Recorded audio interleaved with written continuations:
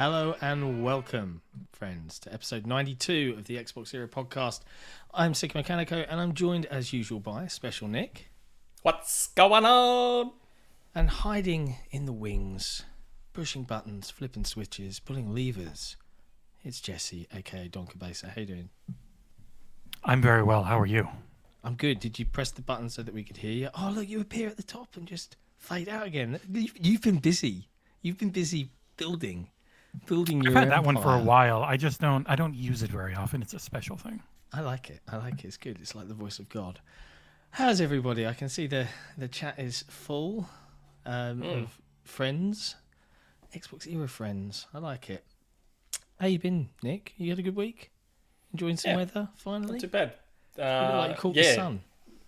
Yes, I know. I've noticed that. A few people around me have noticed that I've tanned a little bit because January appears to be the first proper summer month Melbourne has had in like a long, long time. Basically, every day of January has been like, at the very least, mid-20s. Very nice. Or above. Lovely. It's been great. Even today, 32. Oh, yeah, just as you do. So, Minus, it's been nice. No, 3 degrees, I think, for me in the UK today. Oh, man. I mean, look, during winter, we've started to get those sorts of temps overnight. Like, sometimes during winter, we'll get overnight temperatures of like 6 or 7, like really cold every now and again. But that's pretty rare.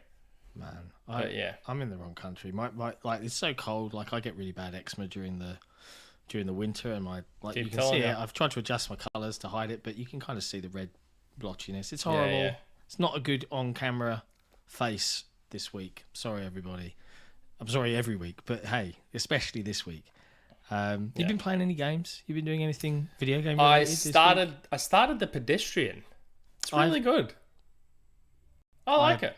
I bounced right off it. Like it just. I like it. The whole first section when you're in the warehouse, it's like 20 puzzles too long. You do the ladders and you go do the switches. Yeah, I the have to admit, time, just did the warehouse. I just finished through the warehouse, and it did start towards the end. I started thinking, my God, does this end? Yeah, I'm already at some there, point. I'm not at the end of it. And I think it's more. I don't know if it's the fact that it's long so much as the style makes you feel like it's longer than it is. Like with puzzle games, most of us think of a puzzle game as in there are levels, and at the end of each level it stops. It gives you a breakdown of how you did in that level, maybe how many moves you needed to solve that puzzle, and then you move on. Because this just flows and flows and flows, almost like one big giant puzzle, I think maybe it just feels longer than it actually is. I don't know. I'm enjoying it thus far. I'm with you. I'm dipping very in and clever out. game. I do have to admit, like I love the style that you just mentioned. Yes, awesome. The fact that there is no kind of UI, it has TVs on the side to give you some control. Yeah, and then it just awesome. lets Love loose, it. and you just flow constantly. But yeah, if I'm already in the first act and I'm thinking, okay, yeah, I get this puzzle. I am now bored of this puzzle. Give me the next heightened challenge that mixes in the first puzzle and now a new puzzle. Yeah. And I'm starting to be like, yeah. So I don't know. I'll keep dipping in and out of it. I started the Forgotten City. Forgotten City. Yeah. That one. I'm still kind of experimenting with all the different time loopy stuff. Outer Wilds has appeared back on Game Pass, so I've added that to my download queue because I've heard lots. We should all own that though, shouldn't we? Yeah, we should I swear all it was a own giveaway. Outer Wilds. It was a mixer drop. It was a mixer. You're right. It was. Yes. So we all got it for free on Mixer for watching an E3 or watching some Microsoft event. But the weird part is, now I don't know about you, I know myself, I know Jaw Muncher is having the same thing. When you go to your ready to install list or your library where it shows you everything you own, the Outer Wilds shows as pre-ordered. Yeah. Even though the game is like been out for like how many years now? I wonder why that is. I don't know. It's a weird... Maybe we should have asked Jason about it when we had him on. I think that's got to be the case for everybody, though. We should probably... You'd think... And it probably has something to do with the fact that it was a Mixer giveaway, I'm guessing. But I don't know. Something is awry. It's an odd one. But, I mean, hey, yeah. That is very, very strange. I can't think what else I've been playing. What else have I been... I've been playing the usuals. Halo, yeah, usuals for me, I suppose. Halo Infinite, dipping in and out. Yeah. But yeah, it's funny, like outside of gaming, but in the gaming related sphere, we've had a pretty good week, right? Like we've had some fun this week. We know some things. We're looking forward to talking about those things at a future date. Yeah. I'm dropping a really cryptic hint, audience. Sorry, you'll find out soon.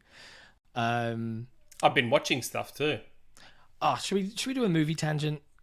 I saw Shawshank. I watched Shawshank because you told me to watch Shawshank before this episode, and I watched Shawshank. That's true, and I'm really glad you did. And let's dive into it. So, chat, we know you're here for the video game stuff. I can see questions about Rumour Mills. We'll get there. Just relax. It's okay. But before that, let's talk about some movies we've seen recently. Shawshank Redemption. We finally Shawshank. watched it was good. It wasn't as I'm glad I held off to an extent watching it because, like I said, I knew that it wasn't going to live up to the hype that everyone was making it out to be. It was a good movie. It was a completely fine, good movie. I enjoyed it. I'm glad it had a happy ending. I'm getting sick and tired of all these garbage endings in movies these days. Like, life is already garbage enough as it is. We don't need our movies to then also reinforce how garbage everything is. Like, just give us a happy ending, man. Like, I liked it.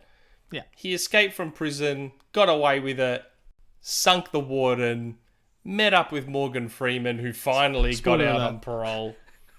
Yeah, I think the... 1994? Yeah. I think the statute of limitations on that one has probably... Yeah. Morgan Freeman gets out. I felt sorry for Brooks. God, that was sad. That was get busy sad living or get busy dying.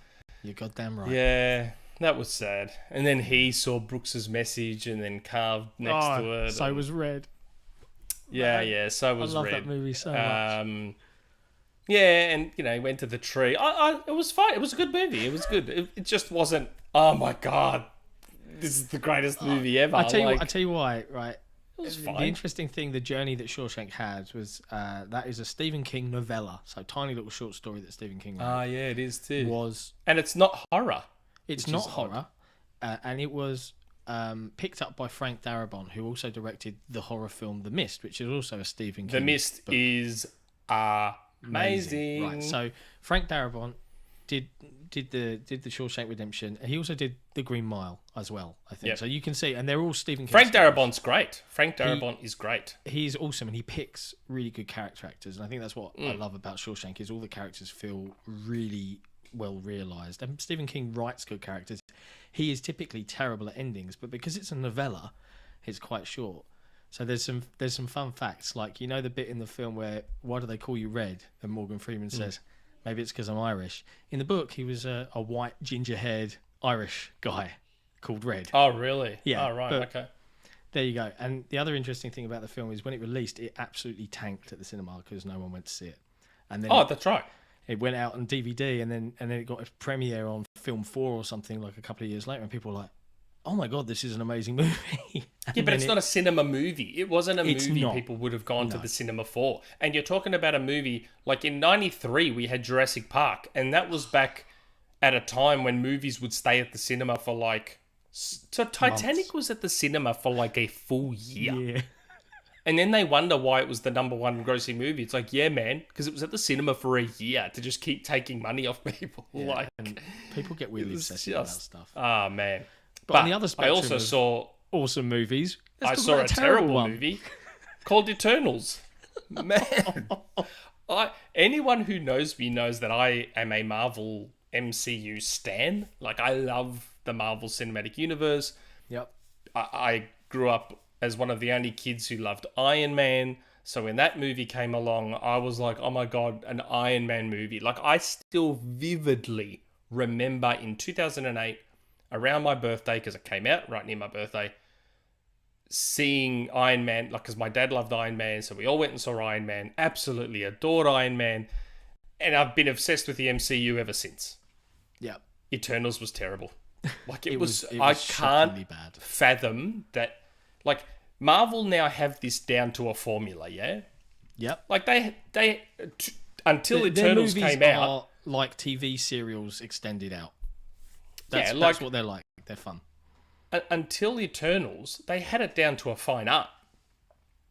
I just I had never heard of the Eternals as comic book characters before this movie was announced. I'd never heard of them. But same with Guardians of the Galaxy. I had never heard of Guardians of the Galaxy. Now they're amazing. Look what they did with them. Yeah. Eternals, if you had told me that this movie was a DC movie, I would have believed you. I would have 100% believed you. Like, and I'm not just saying that because it's bad. I'm saying that as in the style, the tone. The tone, even visually, like, it looked like a DC movie. Yeah. Almost very similar to Wonder Woman, actually, the first Wonder Woman. Yeah, I can see some of that. A little bit of Zack Snyder too. There was a very Zack Snyder-y look to it. So if you had told me it was a DC movie, I would have 100% believed you. But I can't believe that Marvel put out a movie like that in 2021. Yeah, I can't believe it. It's already getting a sequel, like The Eternals Will Return. I'm like, do they have to? Nah, they have to poochie it. They have to poochie it. Just say we returned to our home planet. We went back to Olympia. See you later. We're going back to not getting involved again. Like, it was just so dumb. Like, what Marvel movie has ever started with an exposition dump? Has there been one? I can't think of one. No. I mean, I can't think of one. An exposition dump at the beginning of a film isn't necessarily a bad thing because it skips a lot of scene setting. I think the biggest problem that I had with that film is they had too many main characters that they had to all try and establish and did a poor job on every single one. Their reasonings made no sense. The motivations made no sense. And then they just flip-flopped. It's like Superman, Eternal Superman. I just called him Superman. The whole movie I was watching it, I just called him Superman because he flew around and he shot lasers from his eyes. The words, "Hey, is it Superman?" I'm like, yeah, aren't DC going to be pissed off with that? Like, yeah. Like, I just kept calling him Superman. But Rob Stark, he's just like, he's a really good actor as well. But he is. But why did he go bad? Like, it was because he believed in Escharum, man. Yeah, it was. Is it Escharum as in the brute from Halo Infinite? I kept getting the name. No, but like the reasoning for everything was dumb. It was just, I don't know. There was just so much. Like, I don't know why with the Eternals, why didn't they do what they've done with a lot of other Marvel characters, which is slowly introduce them via other movies. So we got introduced to Black Panther before there was a Black Panther movie. Yeah, so he was eased in. We got a little bit of background, whatever. And then we got the full-on Black Panther movie. It was great. Whatever. But with these guys, like, no one had heard of them. And you might say they did the same with Guardians of the Galaxy, which is true. They didn't give us anything to do with Guardians of the Galaxy prior to their movie. Yep. But they had James Gunn directing it, and he's really good. So. It was an amazing movie. Like, Guardians of the Galaxy was an amazing movie. Like, and it didn't have 73 main characters. It had 4 or 5.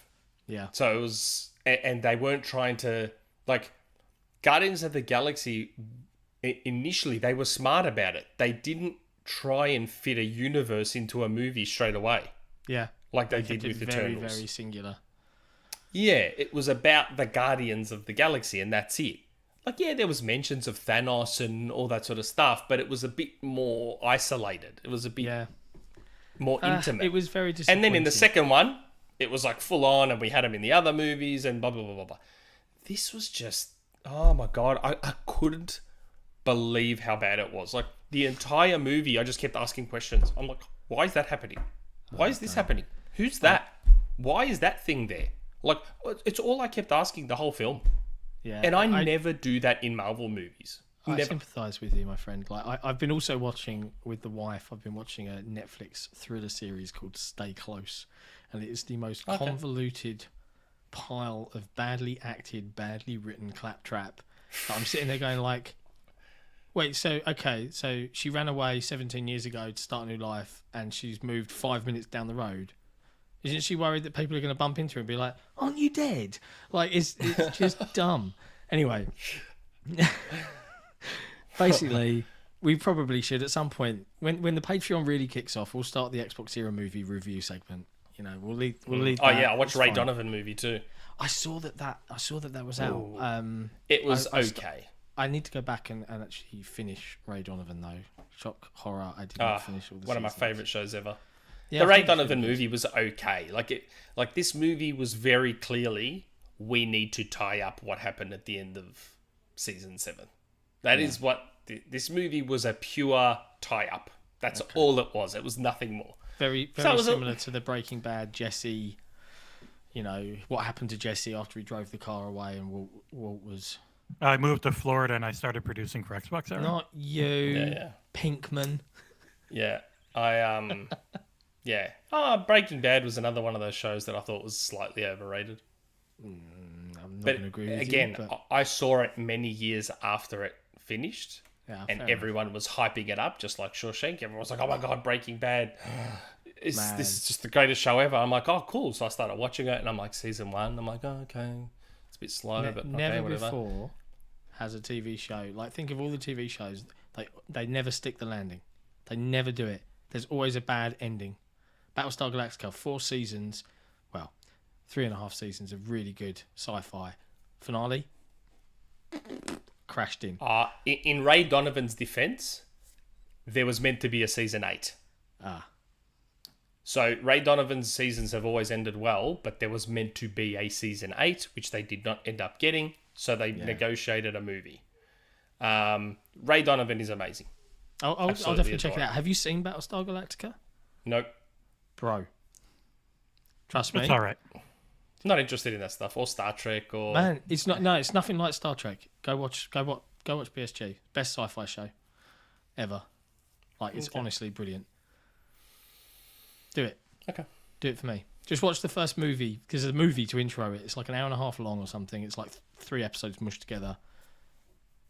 Go watch that. And if you're not interested, if you're not intrigued by the end of that, fair enough. But you should be. And then you'll want to see it through. And it's short. They knew exactly what they wanted to do. There's a bit of a wobble in season 3 with the writer's strike, where there's some pretty poor episodes. But apart from the finale, some of the best sci-fi ever put on. I'm not a massive sci-fi guy though. That's the problem. Yeah. Well, I have watched The Expanse. I'm seeing the chat telling me about Expanse. Firefly's great too. The Expanse. I've only watched up to season 3, so I've still got a bit to finish. I know there's 3 more seasons now. But yeah, anyway, look, this is an Xbox gaming podcast. What are we doing here? Speaking of Xbox news, Forza Street, the very popular mobile game, very popular, this is massive hugely news. Popular. This is huge. Definitely played it once. This is bigger than the Scalebound cancellation. This is huge. This is huge. This is massive. This is an IP that Microsoft are meant to value. Yeah, Forza. Big IP. And that's it. It's gone. Cancelled. Maybe more people would have played that game if the achievements weren't broken. The achievements were broken from the start. Like, I was playing that game a lot. I'm dead set. Like, when that game first came out, it's actually very simple, quite fun. And I was playing it heaps. I think I got like 400 gamer score. But then some of the achievements were broken. And I'm like, are you serious? And then they never fixed it. And so I just never went back.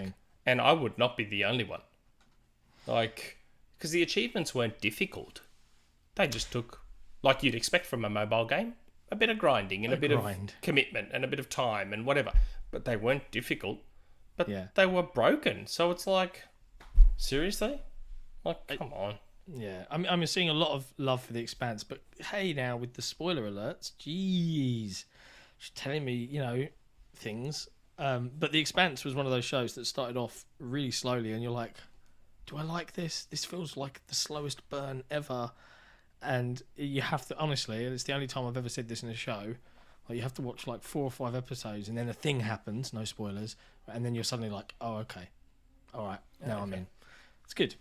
Anyway, Forza Street shutting down. Very sad news. Is it a big deal? No, it's not at all. But like I said, anyone who played it, the game's actually not bad. Like, it's not a bad mobile game. It's completely fine. Yeah? Yeah, it's completely fine. Like, it's one I don't button. understand why it has to shut down. Like, Yeah, I don't get that either. What is it costing to just Surely, leave it up? Yeah, just leave it up as is. I don't know. Maybe it's because it means like the daily challenges and that sort of stuff wouldn't update. I don't know. Put a small patch out to. I don't know. Maybe I'm overthinking it. You know what I wish. You know what I wish they'd do. It's not going to happen. Sony won't do it. Microsoft won't do it. Whenever a game shuts down, put out a patch to unlock all the online achievements. What, to just give the everyone. Achievements out? Log in, get all the achievements in one hit. Yeah, it would be nice. Yep. Just to tick everyone's box to reward them. Yeah. It does show, though, that there's another failed experiment in mobile from Microsoft here, right? Gears Pop went that way.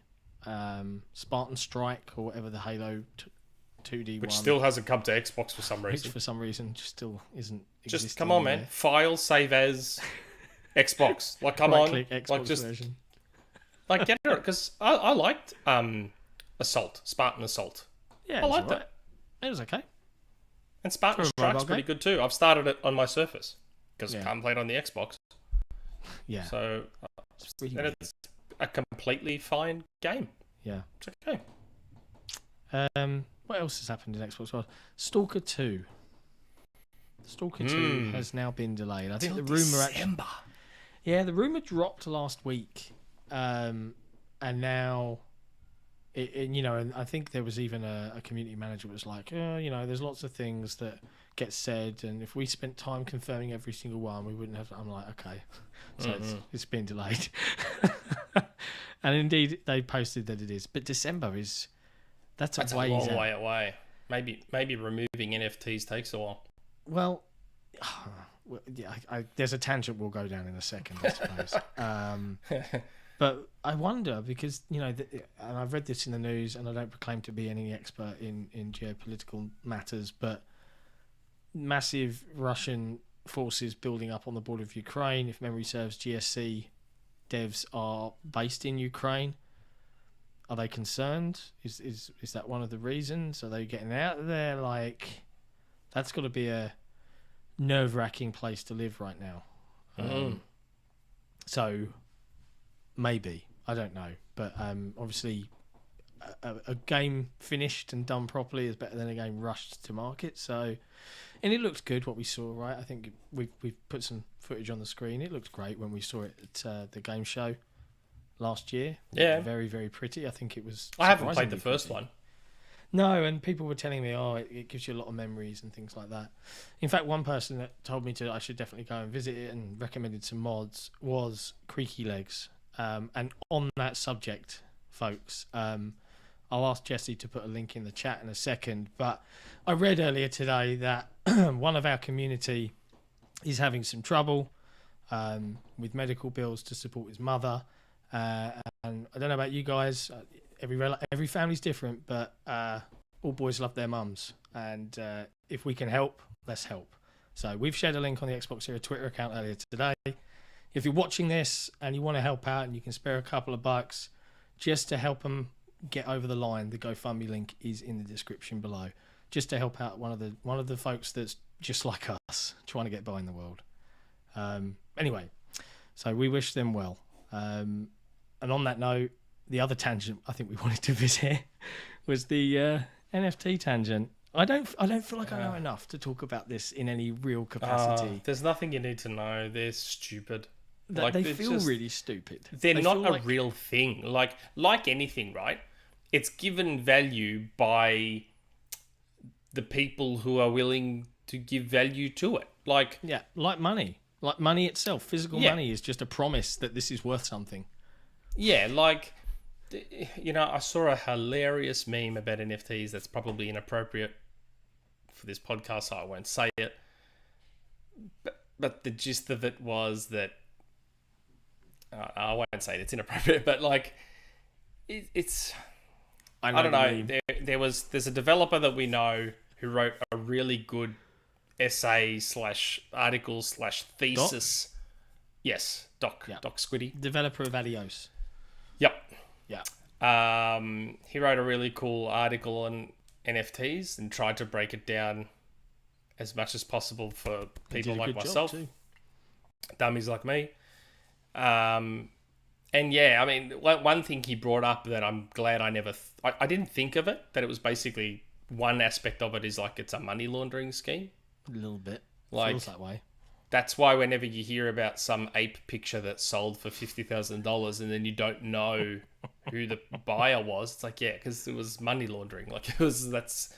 Which I never thought of before, but yeah, NFTs are just...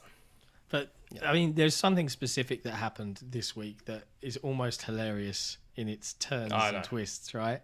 So, if you've been living under a rock, Troy Baker, the voice actor from Last of Us, every video game in AAA video game making. Yeah, between him and Nolan North, it's like... They've got Sony's games covered, right? I think not he did just the Medium. Sony's. He did the Medium too. He might have, yeah. I mean, Nolan North was Assassin's Creed as well. Like, they everywhere. Do everything. They just... Like, surely there are more voice actors in the world. Surely there are more voice actors in the world than Nolan North, Troy Baker, and Laura Bailey. There has to be more voice actors than that. You'd hope so. Like, I'd be willing to give it a stint. Oh my god, I'll have a crack for some video games. I'll have a Developers, crack if at you're it. watching, sign me up. Jesus, Do all sorts of accents. I used to be great at voices when I was younger. I'd have to get back into the rhythm of it and practice, but I used to do a mean Mr. Burns. I used to do a really good Mr. Burns back in the day. I think we need to hear it. Can you? No. I said back in the day. I can't do it anymore. But sure? Like, I used to be great at voices, but just it frustrates me every time I see a game come out. And it's like, oh, Troy Baker and Nolan North and Laura Bailey are in this game. It's like, is there no one else doing voice acting? Like, no one else on Earth. Yeah. Well, like. But then the even more hilarious thing was that for the trailer of the announcement, the NFT company that Troy Baker had partnered with had stolen a voice from someone else. I know. Like, you can't make this up. It's like, dude.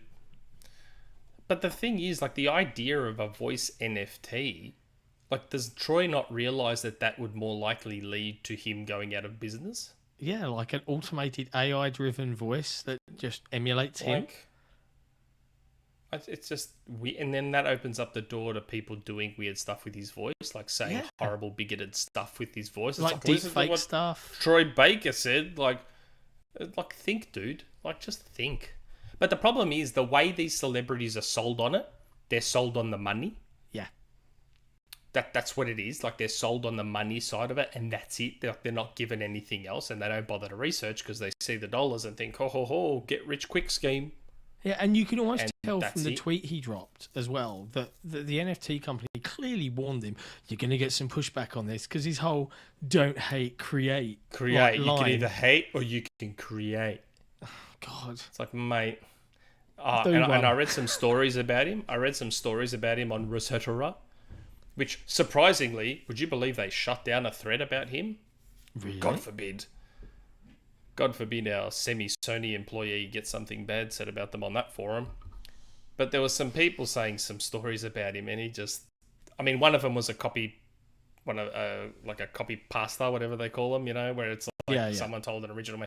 But there were a couple of actual real stories in there about him from people who have met him and interacted with him and worked with him. Sounds like a little bit of a jerk-off. Oh, dear. But, yeah. Do you know what? I hate going down these movie tangents, but I've been going through a bit of a true story film like viewing marathon of late, and one of the recent ones I watched was rather good, and it was Molly's Game. You heard of this one? I've heard of it, never seen it. It's on Netflix, worth a watch. It's a true story about a girl that tried to move to LA and earn some cash, ended up working for a guy who actually hosted celebrity poker games, and she became the face of it. And then she met this guy at this game, and in the film they kind of like, and in the book that she wrote, they kind of like they don't name him, but it is a celebrity. And it turns out it's been revealed that the celebrity that was an absolute arsehole to everyone, like there's stories about telling her to get up on the table and bark like a seal, and like trying to control her tips so that she wouldn't earn money, and trying to take money away from her, and that all sounds about right. And bankrupting someone else. Do you know who that person was? Apparently, I'm not saying this in case some big Hollywood lawyer comes after me. What I read was, on other forums and websites, this person was Tobey Maguire, everyone's favourite Spider-Man. Apparently a bit of a douchebag. I was really shocked. You know that, like, I've said this on... I say this everywhere. I say this anywhere people will listen. To become a celebrity, to become one of these big shot Hollywood actors, even the athletes, the celebrity athletes, to get to that level in this world, you have to kind of be a bit of an asshole. Yeah. Which is why I tell people, assume they are, unless proven otherwise. Like, just assume that they are. Because you have to be. To get to that level in Isn't Hollywood, that sad? you Isn't have that to sad? step on people. You have to backstab people. You have to... Like, that's why just assume that they all are. That way you're not surprised. Like, I'm sure there's good people out there. Like, Yeah. I'm willing to take a guess at the ones that I think are genuinely good people. And there's not many. I can count them probably on one hand, the ones that I think are probably genuinely good people. Yeah. But the majority, I just assume they're jerk-offs Yeah. or idiots. Isn't that a shame? Like, I just, That's you know... that has to become almost like a protection mechanism for the rest of us. Like, I mean, have a look. Everyone assumed Ellen was this amazing person until the truth came out. Like, but what did people think? Like, how can you be surprised about this stuff? How? Very How true. can you be surprised? Like, we're it's all the same in it with, for... like I said, athletes, like footballers, like all of them. Like, Yeah. yeah, It it's just, is depressing. It's a depressing world that we're living in. And, yeah, I suppose you're right. That is kind of the standard operating model for these people most of the even time. the ones that you think are probably amazing people, assume they're not. Just assume they're not. Like, seriously, just assume they're not. Like, But I assume you're an amazing person, Nick. No, I'm not. I'm not at all. I keep saying that on the podcast like every week. I'm not. Be a dick. Like the one that I reckon might be an exception to the rule only because he's so young is Tom Holland. He does seem like He's a genuinely bit nice too guy. green. Like, I think he's a little bit too green to have hit that point yet where he's a real jerk off. Like, I reckon Tom Holland's probably one of the good ones.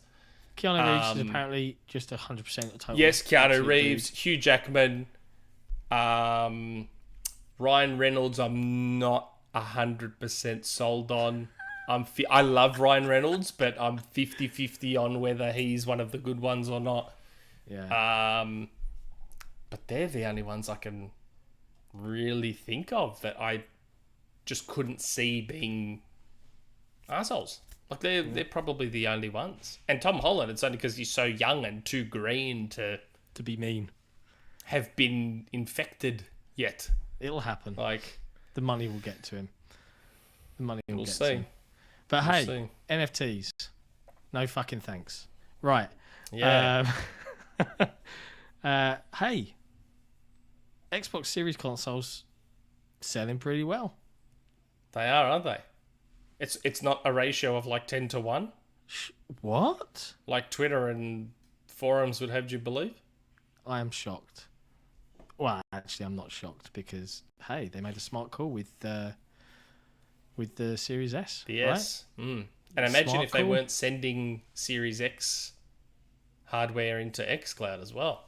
Right? Yeah. Well, thankfully that's done now, right? I presume They would have sold even more. I mean, that's pretty good. Yeah. Gotta. Someone, whoever thought the two console approach, they got to be like just reaping in all the love at Microsoft right now. Because it's worked out They're very, doing very well. well. But on a They're sad doing well. note, You know? on a sad note, quietly, it turns out, as revealed by Tom Warren, I think Tom Warren broke it earlier this week, the Xbox One is quietly discontinued as of 2020. Like, just, we're not making it anymore. We've completely switched to the Series consoles. Everyone can sell out their remaining stock and it's gone. Who'd have thought Now, if only they would have done that with the development of the games.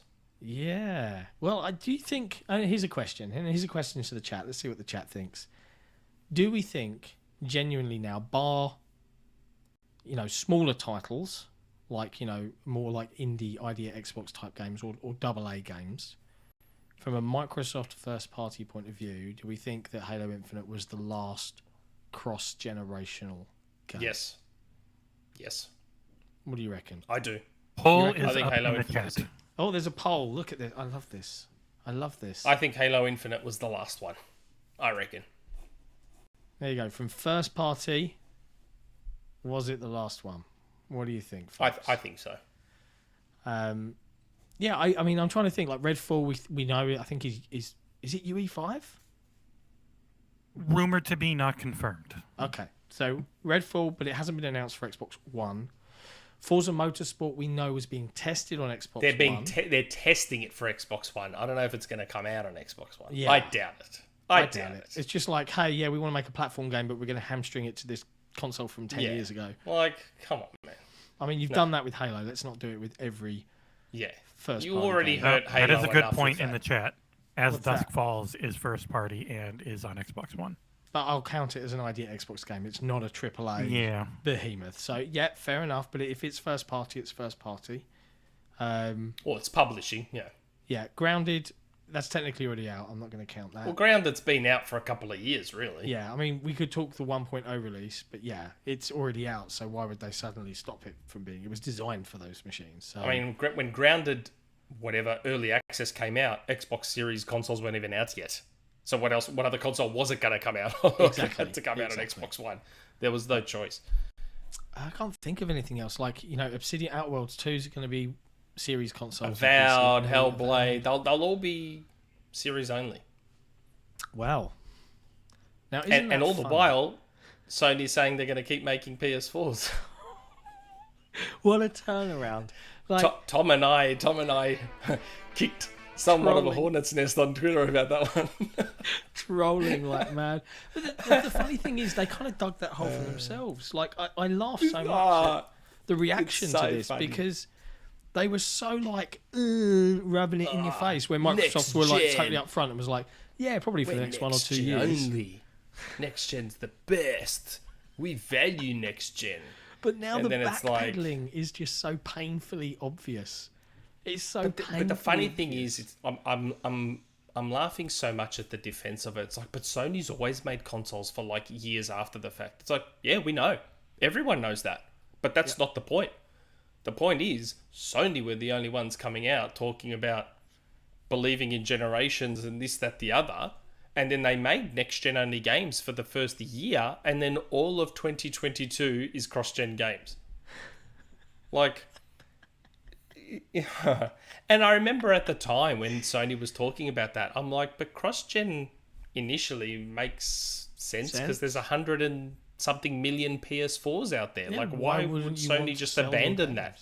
Yeah. Like, and this is the thing, people aren't making fun of Sony for continuing to make PlayStation 4s. No.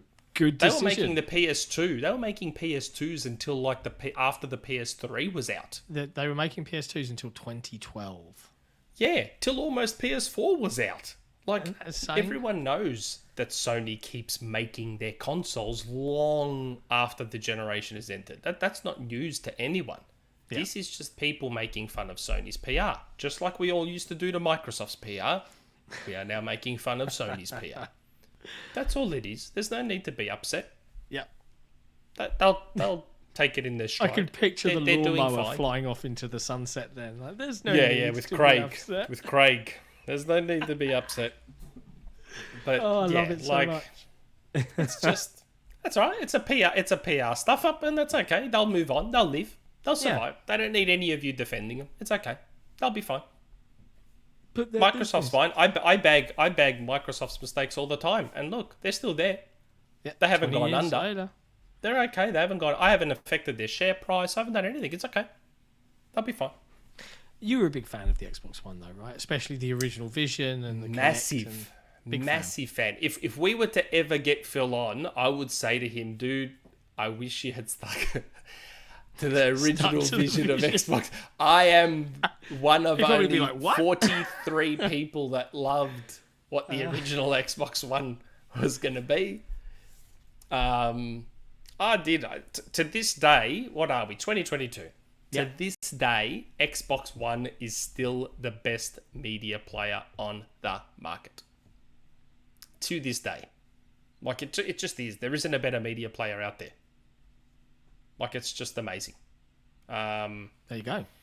And it's sad. Like, I wish I would love to have like a magic ability to see alternate timelines. Like, I'd love to see where we'd be now had If everyone had loved Xbox it. One S or One X been the Xbox One that launched in 2013.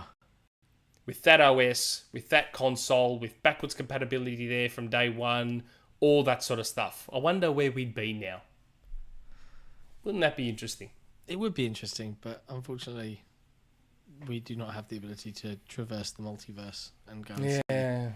We'll ask Tom Holland to do it next time. If I ever find a genie, though, I know what one of the 3 wishes will be. Yeah. What, do that? Or bring it back? Yeah, I Or bring a want the Kinect for ability. Series console. I want the ability to see alternate timelines. Oh, I don't know That if would I be one of my wishes. I would.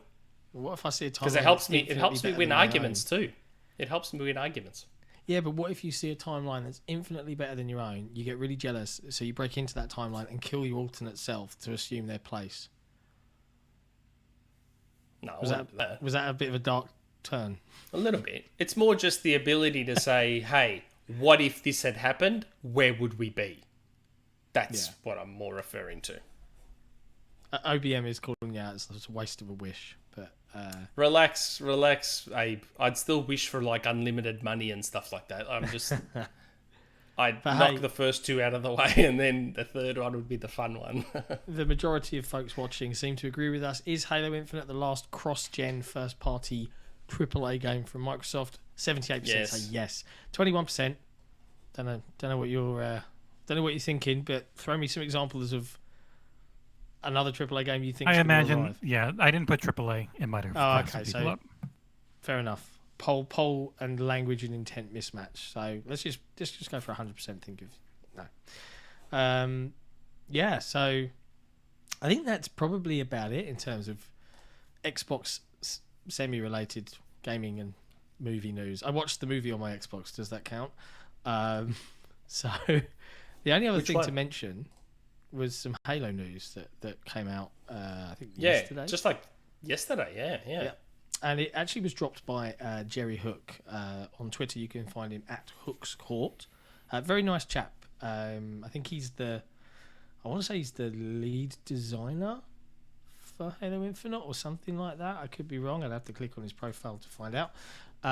Very nice guy. And yeah, they've advised that, hey, we've been looking at the feedback and we're going to make some changes. So the shop experience will now start to vary week to week, reducing Dropping the prices. Yep.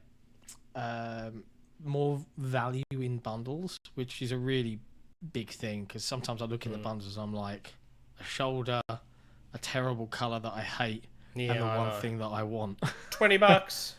for $20. I'm like, come on. Oh, the pricing's been bad since day one. I still Well- think people's outrage was a bit over the It's top. in line with every other modern free-to-play game, I think. It is and it isn't. Like, the actual pricing is in line, but what you get for that pricing Yeah. is not, if that makes sense. So, yeah, I paid $20-$30 for a skin in Fortnite, but that skin was like Spider-Man, or Yeah. it was like Master Chief, or it was like in Halo Infinite, it's like, yeah, $20 Yeah. for this crap color and some shoulder armor and stuff that doesn't even look good. Like, it's there's an imbalance there. Where I bet you everyone bought those cat ears. Everyone bought those did, cat ears. and I got ripped I for did. it by my group of friends. Like, oh, you bought cat ears. I got them, It's like, yes, I did, because it's my money and I do what the fuck I like. and I got the Iron Man colors.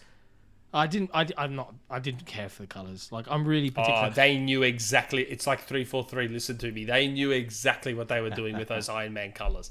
They knew exactly what they were doing. That's great. I do have to admit, what was I going to say? I did unlock my HDS colours. You know, the ones Yes, that they you got released for an the update Twitch for drops? that. Yeah. I saw. So I'm glad I wasn't alone, but I applied them today, Yeah. funnily enough.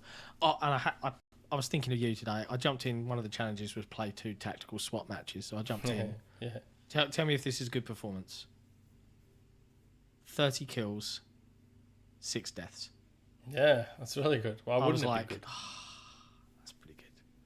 I was I was quite pleased with myself. I was on fire. I think there was like 3 overkills at one point. I was just like, There's the secret to SWAT, the secret to doing well in SWAT. Like, you'd think it's how quickly you can aim, da-da-da. It's loot. The secret... It's not even just loose. Well, that's a part of it. The secret to SWAT is knowing the map. Yeah. So if you know the map inside out, which is why I got so good at Halo Infinite SWAT, Halo 5 SWAT, because playing it so much, I knew the maps inside out. And what happens is when you know the map, you know the level people's heads are at. So you've already got your gun aimed where people's heads could possibly appear. So you're never really caught out. Like, you know sight lines, you know where head levels are, you know everything. So you're just going prop, prop, prop, prop, prop, prop, and you're taking people's heads out. That's the key to SWAT. You got to know the map. So do you know what? I'm still learning the maps at the moment. I'm surprised at how many people I see camp in games, like crouch walking. I'm like, why?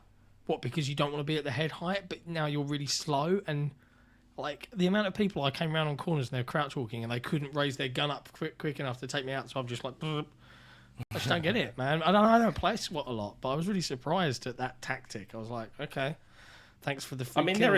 there is a fair bit of camping in SWAT, and it's like how I play Call of Duty hardcore, and there's a lot of camping because there's no radar. So yeah.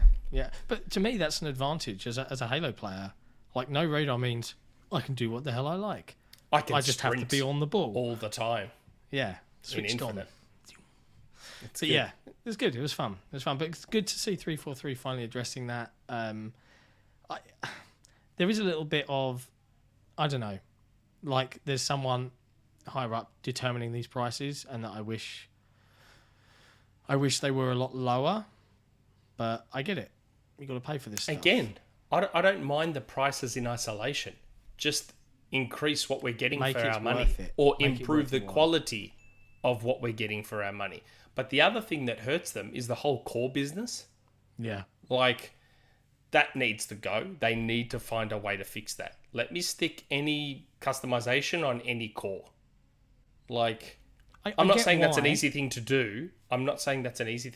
It's probably really hard. It might even be impossible. It might be something that they can't backtrack on now, but what I think they could do is, 1, if I buy a colour set, it can apply to all cores. 2, if I buy a colour set, have it contain 4 variants. Don't sell me 3 shades of the same red and call them different names because they're for different cores. Yeah. Sell some variants that adjust what's red and what's not. Like, just provide like you say, a little bit more value, a little bit more bang for the buck, and maybe you'll get more people going, yeah, this is actually quite cool. Because when you look at the armor models, and when they do some of the cool things where you've got a pattern here and this bit's kind of this color and that, some of them are really cool. There's not one I've landed on and been like, that's the one I want to have forever.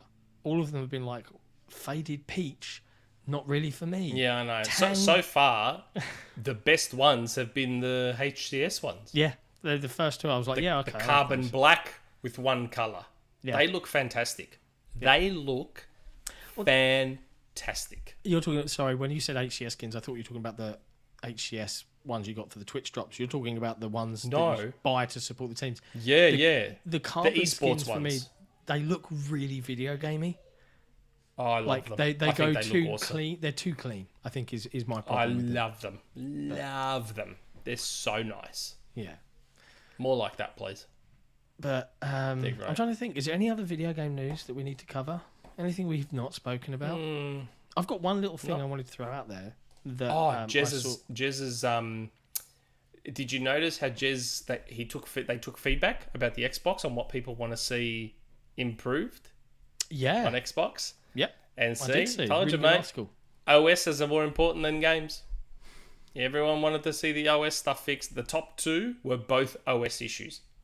OSs are important. Yeah, Game DVR and the OS. Game DVR is part of the OS. Yeah. I'm just saying, Game DVR, I can't remember what the other one was. OS issues. It was just like a general OS issues or something like that. Fair enough. Like I said, mate, OSs are more important than games. Games are games. Every console has games, but not every console has a great OS. Yeah, that's very OSs true. are important. The other one he released, he did... I saw you in the news. I saw you in the news this week. Oh, really? Yeah, saw you in the news. He did a quick roundup on KI and talked about what could be going on. It was an interesting read. he thinks that it might be a Japanese studio. Yeah, I can't remember what one he said now off the top of my head, but it was nice to see. He suspects maybe Namco or something like that. And then Maximilian did a video on it. Oh, lovely. Good old Max. He's good like that. Yeah. Oh, there's a link to the issues pie chart that Jez picked up on there in the chat. Yeah. If you want to have a little read, a little click. And hey, whilst you're looking at the chat, move your mouse or your thumb slightly to the left and click like. And then if you're not clicked subscribe, if it says subscribe, click it so it says subscribed. And yeah, that would be really nice of you. Thanks. And even follow this animation, damn it. And even ring that bell. Yeah, why not? Jez, Jez suspects it's a Japanese studio developing KI. Interesting, because I don't think you knew, did you? You know it's... I didn't know that...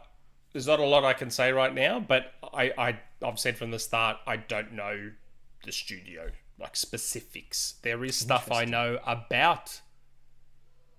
how do I word this properly? I don't want to put you on the spot in case you know some generalities, but as you just straight I don't know how to word this properly. There's something I know about this.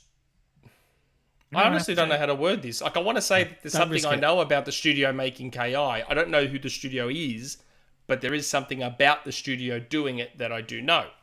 They're on planet Earth. Yeah. I sent the Jez article to my guy. I sent Jez's article saying, okay, now that Jez has this out there, can I say the things I want to say? And he's like, nope. I'm like, why? I'm like, why? Mistress. Jez has this out here. Like, why can't I say anything? It's like, nah. Never mind. But hey, come on. Fingers crossed that all comes to light. I mean, I think it's years away, right? So that's what people should brace themselves for. KI, like I said KI's in development. I didn't say it's coming out next week. Like, it's a while away. Like, there's plenty to come soon. Yeah. Look, and you know what? We want it to be a while away. Yeah. Like, because, odds are Street Fighter 6 is probably going to be exclusive again. So Microsoft will once again need a fighter, but they need to pump money into it. So if KI is many years away, then that's probably a signal that they're pumping some money into it and making it something more full on, which is what it needs to be if they're going to have the fighting genre taken from them again. Yeah. Because like originally, I can't remember if I said it on the podcast or if I said it on the forum. Originally, I was told Street Fighter 6 was. Am I starting to creep into? I'm not sure if I'm creeping into something I'm meant to say or not. Don't risk it. Don't risk it. While you're deciding whether you're creeping into something, thanks for those clicking like, and that includes you, Dave. Cool. Yeah. Do you want to add anything, or do you want to just? No, I'll let it go. Walk away. You just walk away. We'll let it go. The only other thing I saw, and I'm going to check it now. I'm going to check it live because I want to make sure I speak from a place of knowledge. There was a job description for id Software in Texas, seeking a talented prop artist to join our team of development for our next AAA title. We will take the player to new worlds, both fantasy and sci-fi. What game does that sound like to you? Whether it's a powerful weapon, imposing vehicle, or a grand set piece, your work will be hugely important to our goal of giving players the ultimate power fantasy experience. Sounds like Quake. That smells a bit like Quake. That'd be interesting, wouldn't it? Yeah, but we don't know. But it's an interesting job description. What do you mean we don't know? Okay, we don't know. Like, you know. I said the audience that there's supposed to be a Quake reboot between id and Machine Games. Look at the confidence from this man.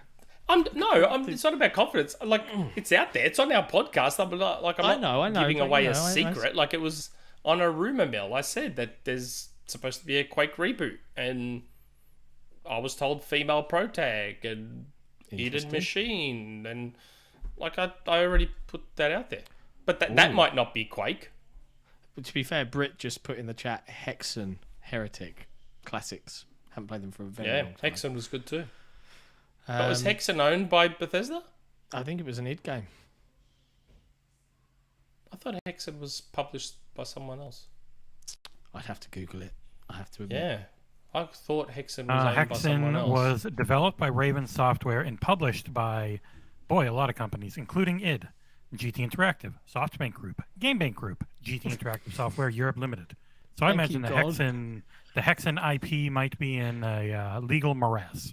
Oh, okay. Yeah, Hexen could be in limbo. Maybe not. But Raven, Raven, mate, Raven. they're a top studio. Man. They're such a good studio. Like, they are the one studio I would want Microsoft to pry away from Activision. Yeah.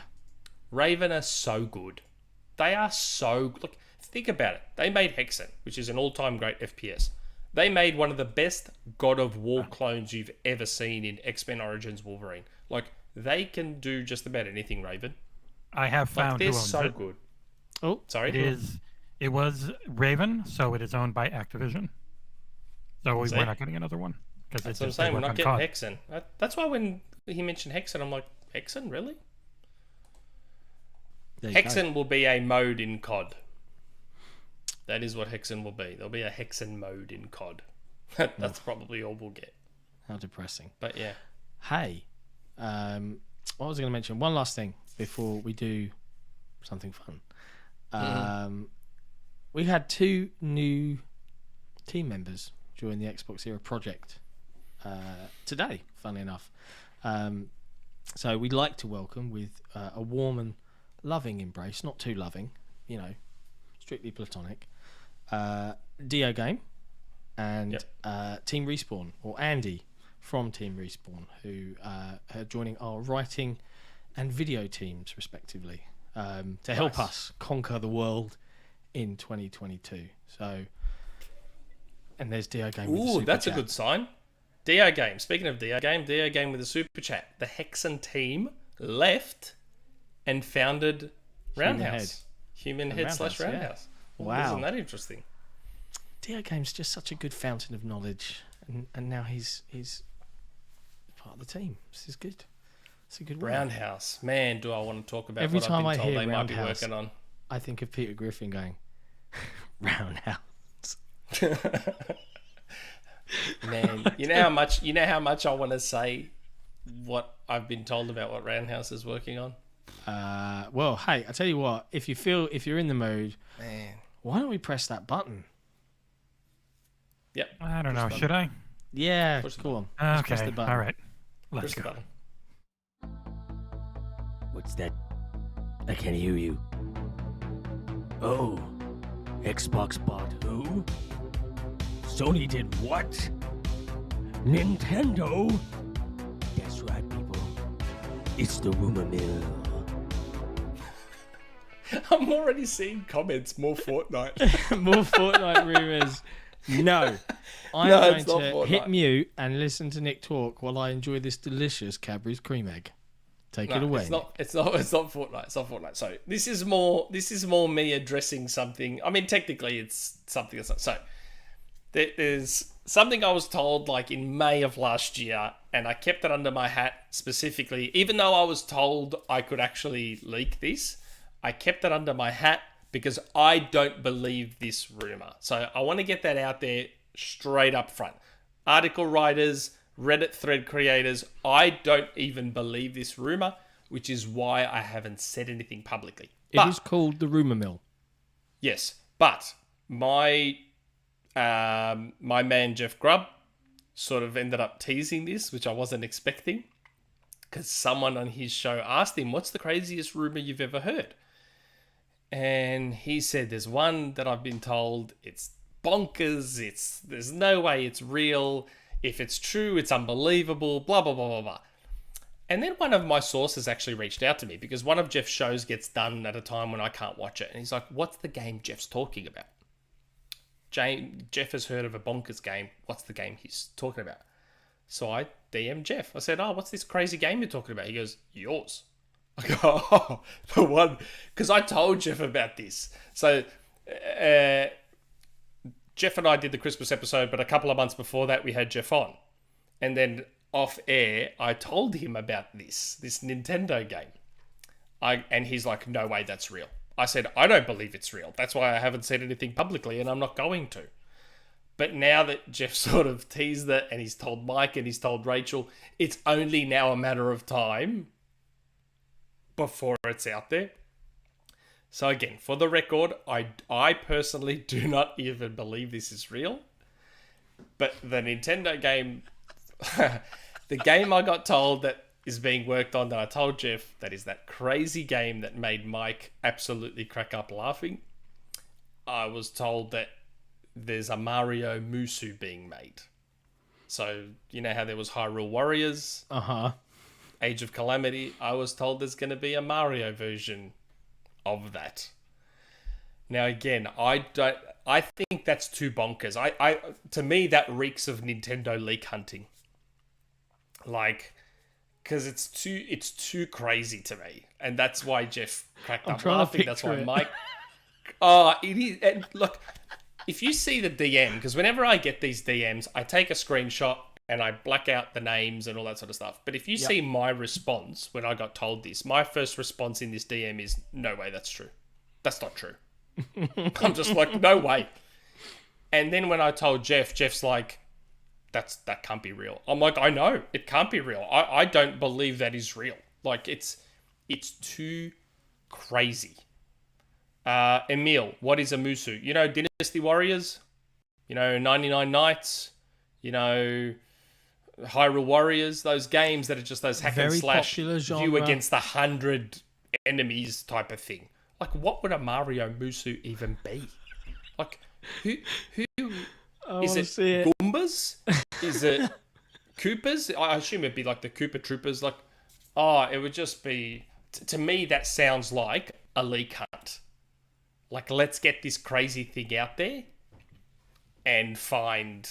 Like, it's too bonkers. I refuse to believe that's real. So let me understand this, though. So you heard this, didn't share it, was speaking to Jeff off air. Because I don't believe it.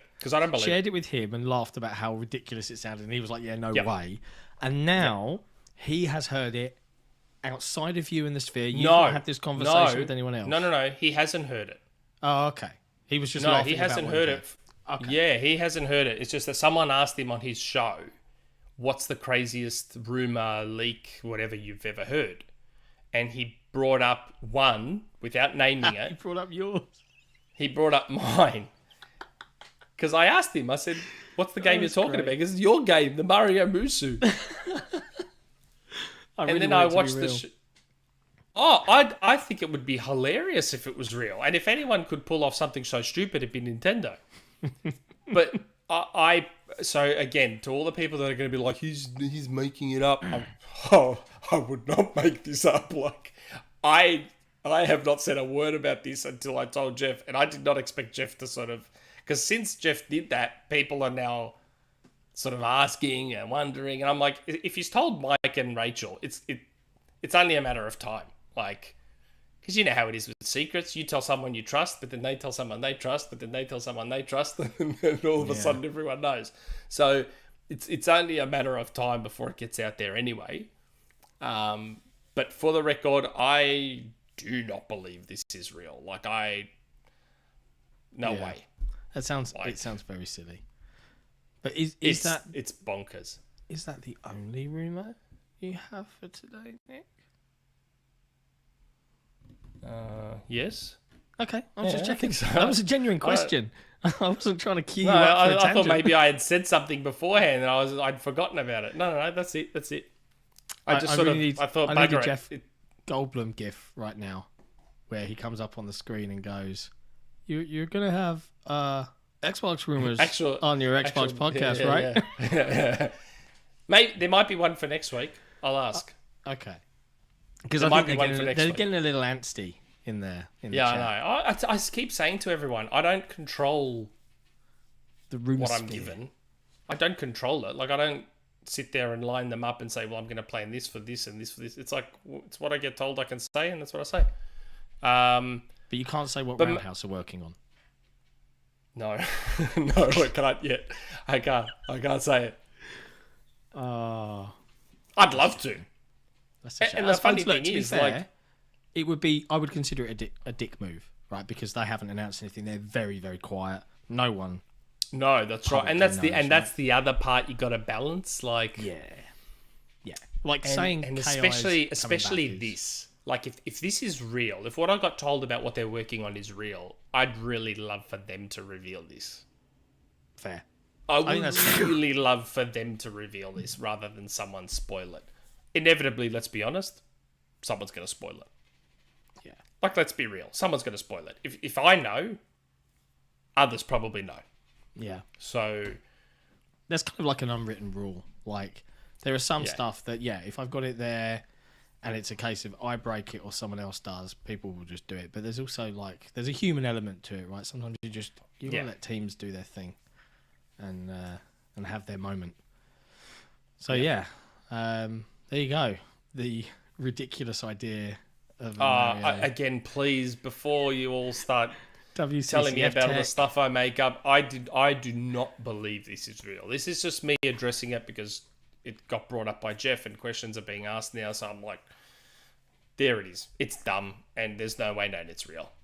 But if it is, then I can't believe my source was right about that. Like, to me, that Most sounds like a trusted leak. source ever. To me, that sounds like a leak hunt. Like, it just sounds too... and Jeff said it. Jeff and Mike said it. You saw Mike's reaction. If you watch that show, Mike cracks up laughing. Like, because it's too crazy. Like, it's bonkers. There's just no way known that's real. It sounds No very way. silly. But Sounds very silly. we'll see. But hey, so it's that time now where we get to kind of hand the microphone off to the audience and hear from everybody in the community what they want to know about, what they want to talk about. So we never know what topics are going to be brought up here. If you want the ability to ask a community question, you can support XboxEra on Patreon. So patreon.com/XboxEra. And you get access to the Patreon Lounge, which is a super cool kids club on the XboxEra forums. So big thank you to all of our patrons for all of their love, hugs, cuddles and support. It's awesome. Quick update as well, whilst I'm doing this and whilst Nick's getting everything queued up and Jesse's pressing all the Patreon banner name buttons. The backer surveys for the Kickstarter went out yesterday. So if you have backed the Xbox Era 20 years of original Xbox book, you should have your backer survey in your inbox. Any problems, please do reach out to me on Twitter at _Sikamikanico and I'll happily oblige, or you can reach out to me on the forums. But yes, the train is now on the tracks and we are slowly getting there. We're going to try and do weekly updates on the Kickstarter just to let you know where we're at, any new news. But for now, it's very much a case of heads down and we've got to get to work. We'll be reaching out and working with our contributors to get their bits and pieces in flight and ready to go. And we'll also be looking at the responses to our surveys from the community to finalise our sort of double feature, big feature games that we're going to kind of deep dive into for the original Xbox as well. So lots and lots of work to do. We've got a very, very busy quarter ahead of us. And it's all going to culminate in episode 100 in March, which is... Can I give a light tease about episode 100? And that No. we're trying to get Don Matrick. Oh, fuck. Never mind. John Matrick. Can you imagine? Hey, Don, I'm how sorry, does it Nick, feel I that didn't you mean to. really, really screwed the pooch on this one? The end. I still but need yeah. to watch that Power On documentary. You should. It's really good. It's very good. Yeah. It's really good. But anyway, Need to watch Nick, it. what has the community been dying to know? I was just today? quickly checking Reddit, secretly hoping no one made a thread about it. It's happening. It'll happen. And this is the one they'll drag you for, man. I said You know flat it. out, They'll I drag you for don't it. believe it. Like, I don't believe this is real. Like, I couldn't have made that any clearer. If it is Anyway. real, it should be called Super Musou Rio. That's interesting. Oh, man. Okay. Super Masurio. Right. First question, Phalaxis. Thoughts on buying Hot Cross Buns before Easter? In true tradition, they were readily available in Coles and Woolworths on Boxing Day. P.S. Nick, can you stop posting your delicious food pics on Twitter? Doesn't help my hunger when intermittent fasting. If I'm ever in Melbourne, I'll need the name of that cafe. Mate, as soon as, like, this year, the second the 27th came, we were in Coles buying Hot Cross Buns. Like, I get a solid 4 months of Hot Cross Buns. January, February, March, April.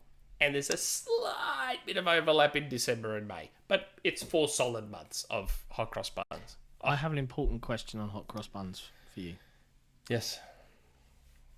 Currants and sultanas or plain? No, I go fruit-free. You are the man. That's damn straight. That's the right answer. I go for all the chocolate. All the chocolate. Okay, yeah. We're not weird. We don't have chocolate in our Hot Cross Buns. What's wrong with you? What are you talking about? Why not? Because it's a Hot Cross Bun. Why wouldn't you have buttery chocolate in a Hot toasted Cross bread. Bun? That's it. With the cool sticky outer wrapper. That's it. No, the bread itself is just not normal bread. It's sugary bread, but yeah, it's you know. It's like sweet. It's different bread. Sweet, like but chocolate. You know, so I didn't want to put this out into the public, but now I feel like I need to.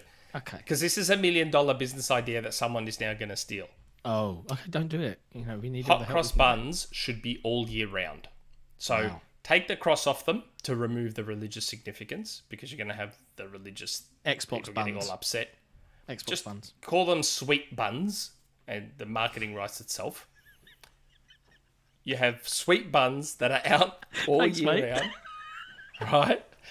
You have sweet buns that are out all year round. Right? Yeah. And the top decoration can be whatever. It can be whatever you want it to be. It can be whatever your mood fancies. dots. Polka-dot buns. Since they're called sweet buns, just do the one line down the middle. Like a thong. Yeah, just do the one line down the middle instead of the cross. And you call them sweet buns and sell them all year round, because Hot Cross Buns are amazing. So they're a breakfast thing for me. Mm-hmm. What I do is, my tradition is that I take the Hot Cross Bun, rip it in half, dunk it in coffee, and then eat it. And so at Woolworths, I discovered that they make brioche Hot Cross Buns with Cadbury choc chips in them.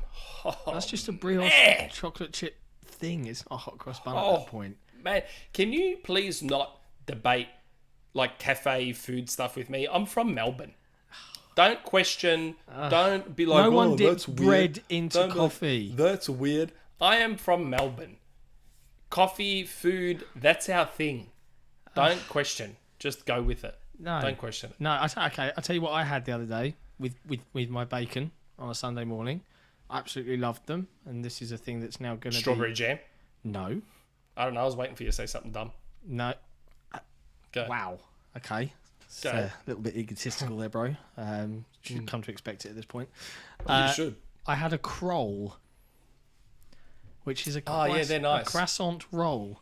Yeah. Incredible, with really streaky bacon, triple cooked, bit of brown sugar. Have you had a cronut? A what? Croissant donut? A cronut. Yes, I have had a croissant donut. Croissant donut. They're nice too.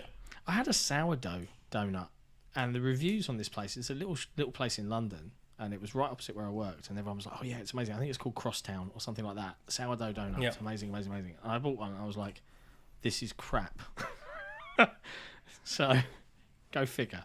Apparently not amazing, according to my palate. But yeah, Krolls. Really like them. Also, amazing old school movie, Kroll. Okay. Yeah. The coffee in the Hot Cross Bun in coffee, that's a me thing. That's not that's a me thing. Sure. I do all sorts of weird stuff like that. Like, I'm glad you're taking responsibility. I mash banana. I take toast, 2 pieces of toast, spread some butter, mash banana, and that's a sandwich. You know how nice it is? It's so good. Mashed banana, toasted sandwich. I imagine all the old folks at the nursing home that can only eat that would agree with you. Oh, try it. My dad introduced me to it when I was a kid, and I've loved it ever since. Try it. It sounds weird. You're like, oh, mashed banana. Just try it. It's really nice. You used to have a friend that had mashed banana and crisps. So yeah, there's plenty of weird people. I couldn't see that one. That is a little bit weird. Yeah. Okay. There you go. Next question. Great question. Thank you for that. Yeah. Hot Cross Buns. Okay. But yes, Phalaxis. If you come to Melbourne, mate, we'll catch up.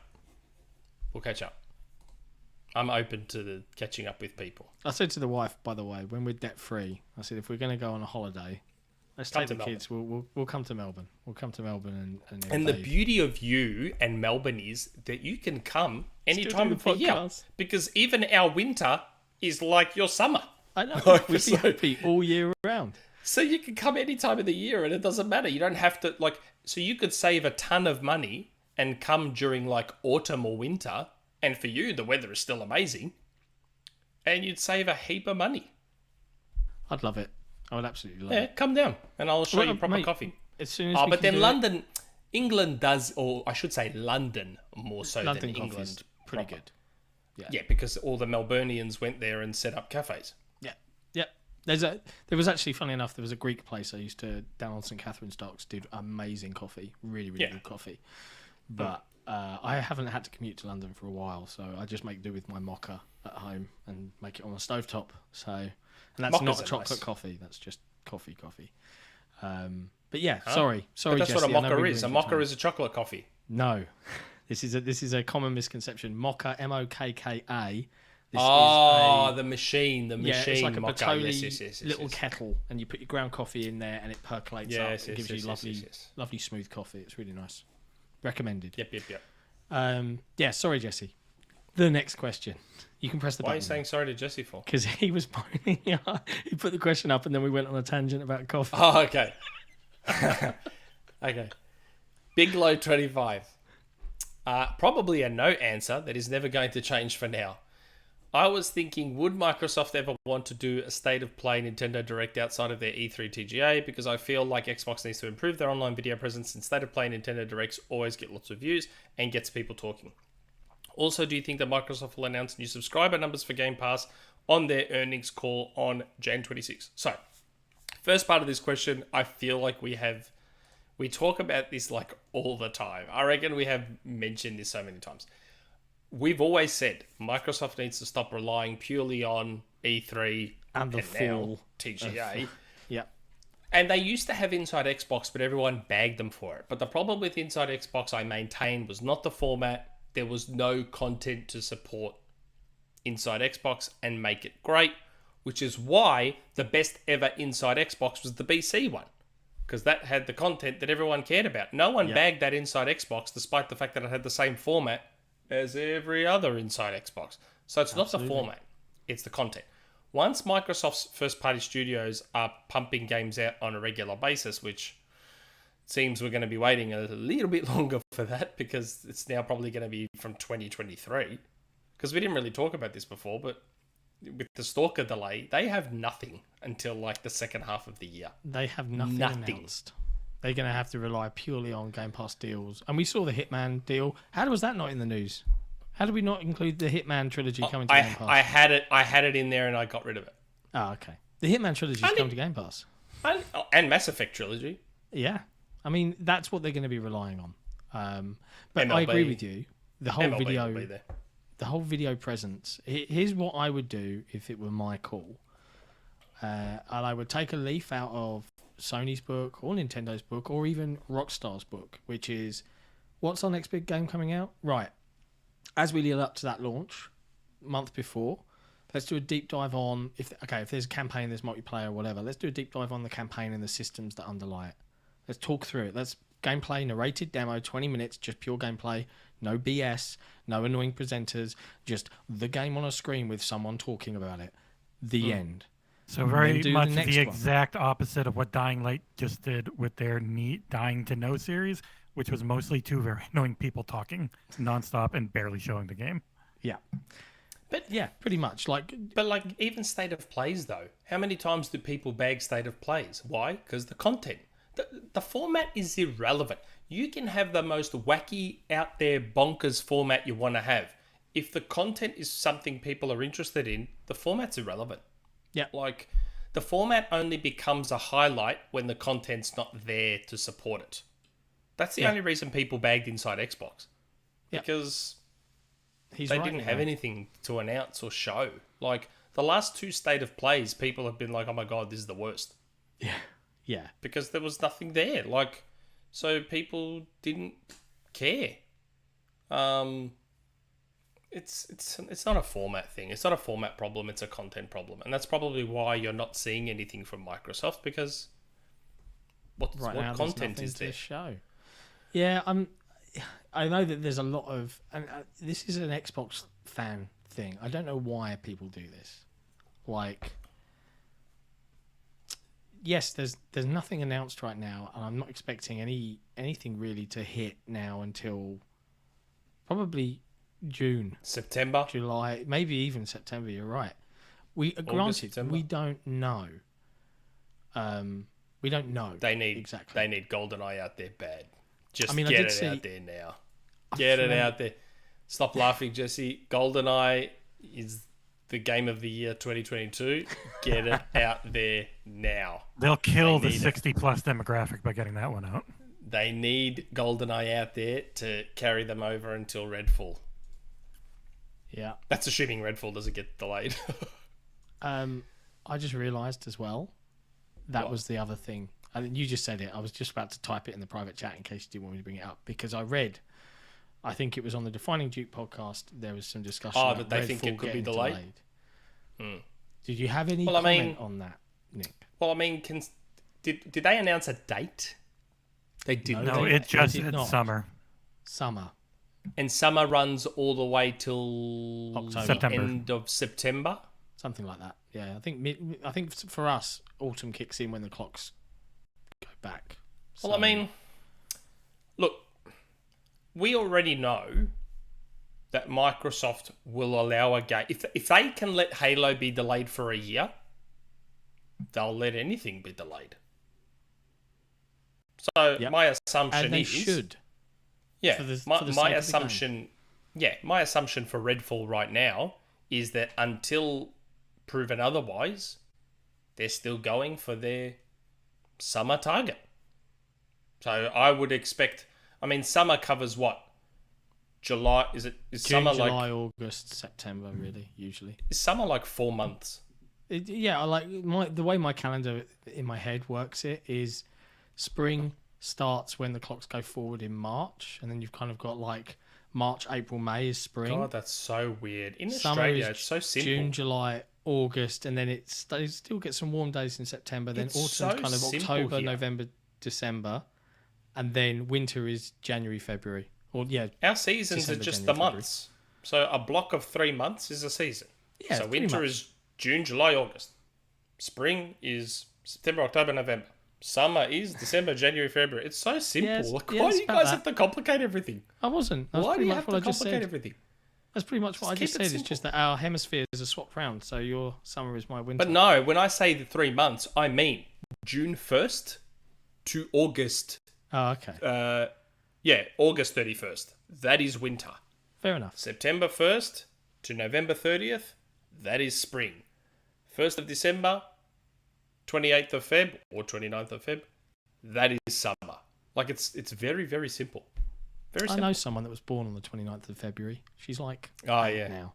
She's like 6 years old, 7 years old, yeah. Something like that. There was a football player here that played for the team that I support who was born on the 29th of Feb. So he was playing. I mean, they just, he was in his 20s, but like he was actually like 4 or 5 years old, which I thought was pretty funny. Can explain the reason why our calendars are different.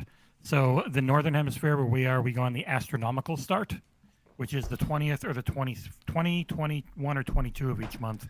You guys must go on the meteorological start, which is the 1st of each month. Just so easy. Wow. Just so easy. There it is. I like water having boils the at voice of 100, God. and water boils at 100, freezes at 0. So nice and simple. What, like... Life doesn't need to be more complicated than it is. Just keep it simple. Celsius lacks nuance, damn it. I at this point, I would probably continue to expect Redfall in September. And if it needs to be delayed, it'll be delayed. September is a very long way away. But yeah. I'm saying that's when I would probably expect... I would probably expect Redfall in September. That's a shame because when I think summer, like I think Microsoft at last you're June, actually gonna July. release a game in the bloody summer. They have a very large number of games announced for Game Pass in 2022 with no time frame.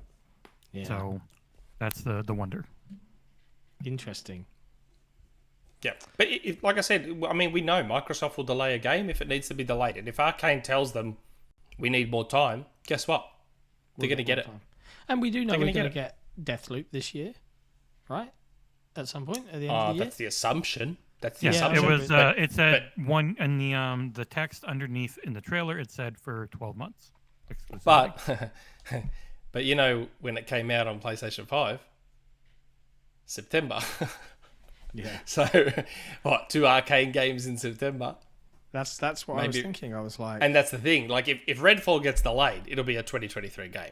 Yeah. Because September, October, November, you got Starfield. yeah. If You've gotta get it out of the way. if Deathloop is September and they want to delay Redfall, you're not going to go Arcane game Deathloop, Arcane game Redfall, Bethesda game Starfield. You may as well just delay it and make it a January, February game. Yeah. So Microsoft actually releases a game in that time, because the last time they did that was Crackdown. Yeah, and I just really want to see them take advantage. Like, I think plenty of publishers and platform holders have proven you can release a game in February and it can be amazing. You can release a game whenever you want. Whenever you want. If your game is good enough, you can release your game. Last of Us was released in June. That's what I mean. Like, let's see some proper summer releases from Microsoft. Release a game whenever you want to release it. Guess what? If Halo had released in February, would have been just as big. Would have been just as big because it's Halo. Yeah, it would have been just as big. Like, just release a game whenever you want. Don't sit there going, oh, but this and I understand getting out of, depending on the game you are, I understand getting out of the way of a game. Yeah. Like, if you know, so Grand Theft Auto 6 is going to come out one day. If you know that Grand Theft Auto 6 is coming out in September, yeah, probably don't release your game in September. Just get out of its way. Yeah. Like, do you know what I mean? So there's stuff like that to consider. But on the whole, if you've got a good game... Titanfall 3 releases on the day Grand Theft Auto 6 releases. Well, Jeff said that they're not working on Titanfall 3. I know. So dumb.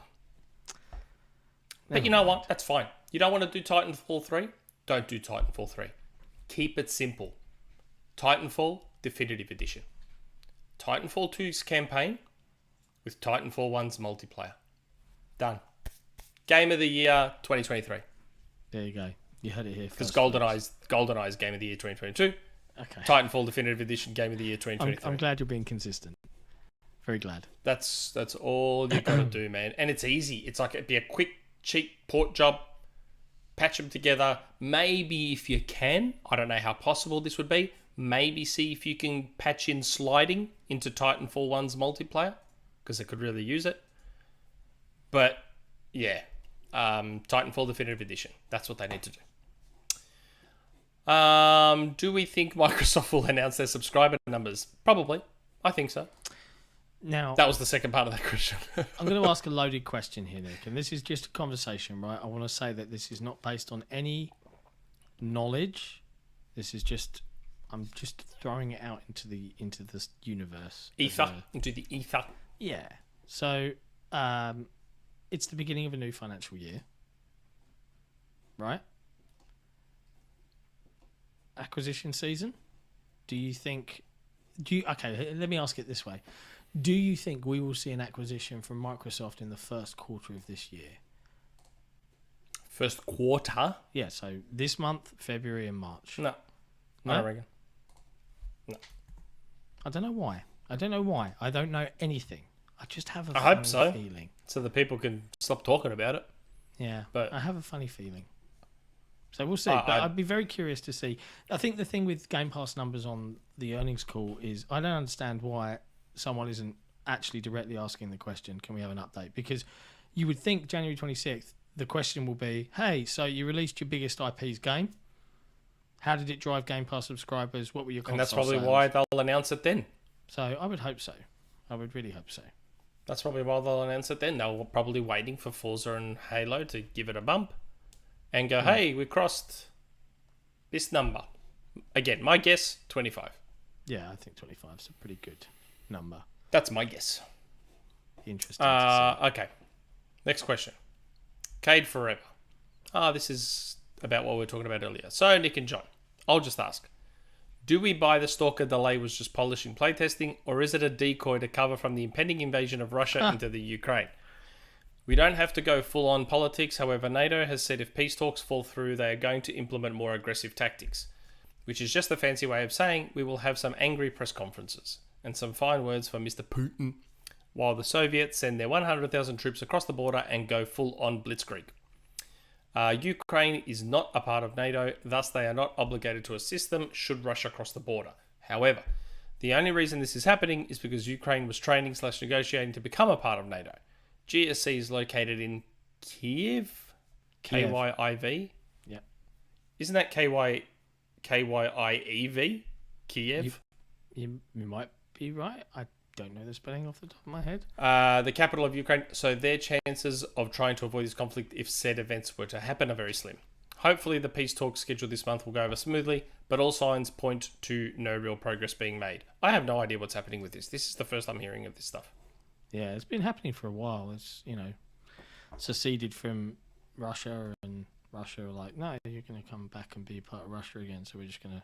Oh, really? Is that what that is? Essentially. To my limited knowledge. Haven't the Ukraine and Kazakhstan and all those countries been separated from the USSR for a long ever? time? Yeah, they've got their own democratic government. Because it used to be the USSR. Yeah. So and then they all broke off and it became Uzbekistan, Kazakhstan, Ukraine. There's a lot. There's heaps of them, isn't there? Yeah. And then Russia became Russia. What, they want them back now? Pretty much. Really? Yep. Wow. You just don't expect stuff like that in 2021? 2022? Look, we live in a world where the UK government, and I'm sure you might have seen our news over the last week, man. It's been, some of the memes have been so good. Oh, yeah. The one that, yeah, I was there. You know that guy that did the Usher song? That was really good, that one. Yeah, that was so good. I like that one. The Would I Lie to You meme with Boris Johnson going, I haven't seen that. Absolutely follow the rules. And then you cut to David Mitchell and he's like, I don't believe anything you just said. Was it a lie or was it the truth? But yeah, so I've completely forgotten what tangent I was going down now. But yeah, we live in a world where the UK accused directly, openly, in public, the Russian government of assassination via a really horrific chemical poison on UK soil, and we didn't do anything about it apart from get grumpy. That's the world we live in. Yeah, but this sort of stuff. What's happening? What? Again, I'm only just finding out about this now. What's happening now with this Ukraine-Russia business? That to me reminds me, and this is me showing my age. That reminds me of the days when there was a wall dividing Germany. Like, there's a generation of kids that will never know that there was a literal wall that divided Germany between East and West. Like, that's crazy. They'll know because they don't skip the cutscenes. Oh, sorry, not Germany. Berlin. Jesus, Germany. I'm sitting there saying the whole of Germany. The Berlin Wall. Like, there was a wall through the middle of Berlin. Like, that's... I don't know why I said Germany. Berlin. Close enough. That's like bonkers. Like, and this reminds me of that. It takes me back to those old days. There's lots of crazy stuff in history. Oh man, can you imagine? Like if London or Washington or Melbourne just had a giant wall through it, splitting the city in half. Could you imagine? Yeah, that would be crazy. Imagine a world today where the youth of today gets conscripted at a very young age and is told to go and fight, and you just have to go because that's what the government says. Like, imagine the uproar now. People wouldn't do it. It's a weird world we live in. I'm not saying that they should go and do it. I don't, I wouldn't want to go fight if I didn't understand the reason why. But no, yeah, like things were different. Things were very different. Yeah. Anyway. So yeah. So do we think we talked about it before with Stalker. Yeah, we did. We said, kind of answered it, and I it? had a similar supposition. There's a really long history of Stalker being complete vaporware, so I don't trust it comes out until I've played it for 3 hours, and even then I'll have a hard time believing it. Why? The first game exists. Yeah, but this reboot was announced like a decade ago. This sequel, there's a very long, weird history around this sequel. Okay, fair enough. Well, we'll soon see. Yep. December. Okay. DirtyFlint. This isn't so much a question. What sort of is? So, I bought Hitman 3 2 weeks ago, and now it's coming to Game Pass. Anyways, Nick, what does the shrimp emoji mean? I said to DirtyFlint, I replied to him, I said, get a refund. Within 14 days, you can get an auto refund. Yep. But if he's played it, he can't. Yeah, if you played more than 2 hours, you have to put in a special request. You can fill it in and say, hey, this is on Game Pass now. Can I please get a refund? You might have a chance. Yeah. Just beg. Just beg. I keep telling people, just wait. Just wait, man. Almost everything comes to Game Pass eventually. I mean, Hitman was always... I think back when Hitman came out, I think we were like, yeah, I'll wait for Game Pass. That's got to come to Game Pass eventually. Hitman was always going to come to Game Pass. I think the next big game that I'm going to wait for Game Pass for is Guardians of the Galaxy from Square Enix. Oh, yeah, for sure. Avengers already did. Yep. Avengers already came to Game Pass. So Guardians of the Galaxy will come as... It's a single player. Oh, yeah. Because I'm not Square... missing. Yeah, the game that underperformed, even if it sold 100 million copies that underperformed, aren't going to take Microsoft's money again to put it on Game Pass. Yeah, okay. Sure. Exactly. So sure. Yep. I'll have Same way, they only loaned one of their biggest Western studio to Microsoft while publicly pushing them under the bus. I'm sure they're staying under Square. Sure. Okay. TomRaptor. Remember? Yeah, he's fully embraced it. I love it. TomRaptor. Hello, team. I hope you are both well today. What is your opinion on the new colors for the DualSense controllers? You know what? Okay, we'll talk about it. Myself, I still don't like the look of the two-tone launch controller, and I think the Xbox alternate colors and special edition controllers, SH1T, all over what Sony has offered up so far. I don't know. Shit. He said shit. Your patron, TomRaptor. P.S. Episode 101 is coming up, and the opportunity for guests from Bethesda should be obvious. Pete Hines would be the most likely, as we know that God Howard is busy crafting his latest masterpiece. Should I try and get Todd on? I would love it, but I would be very curious as to how you would contact him, because he does not have a Twitter account. Should I make it my mission? Considering the thing, I don't know if that would be too soon to do another thing. I want to try and get Todd on. And I want to try and get Jim Ryan. Don't get me wrong. I want to try and get Jim Ryan on. Jim Ryan. Should I try and get Jim Ryan? XboxEra podcast. Should I try and get Jim on? No. Come on. Why? Because he wouldn't. Not in a million years. That would be but we also cover PC. PlayStation is PC now. PlayStation's Pala PC. There's literally a brand called PlayStation PC. Yeah, it's true. I'll get Jim Ryan on and we'll chat about PC and their new launcher. We've got Todd Howard on now. We've got Todd Interview Howard. him. Jim Ryan's already here. He's in the chat. Yeah, he's in the chat. See? Jim Ryan's already in the chat. Jim, we want you on the show. We'll talk about your Sony PlayStation launcher for PC. We'll make it a PC focused PlayStation podcast. Yeah. That fits within our remit. Just, I suppose, yes. Did you see Windows Central gave God of War 5 out of 5? God of War PC? Did that? Yeah. That's their opinion. And it's an interesting one. I wouldn't give God of War 5 out of 5. And that was the game I nominated for Game of the Year 2018. Wow. But it's not a 10 out of 10 game, but whatever. TomRaptor. So, I think the DualSense colours are really nice. Purple's my favourite colour, so I'm eyeing that colour off. Having said that, I'm very OCD, so I'm tossing up between the black and or purple faceplates for my PS5.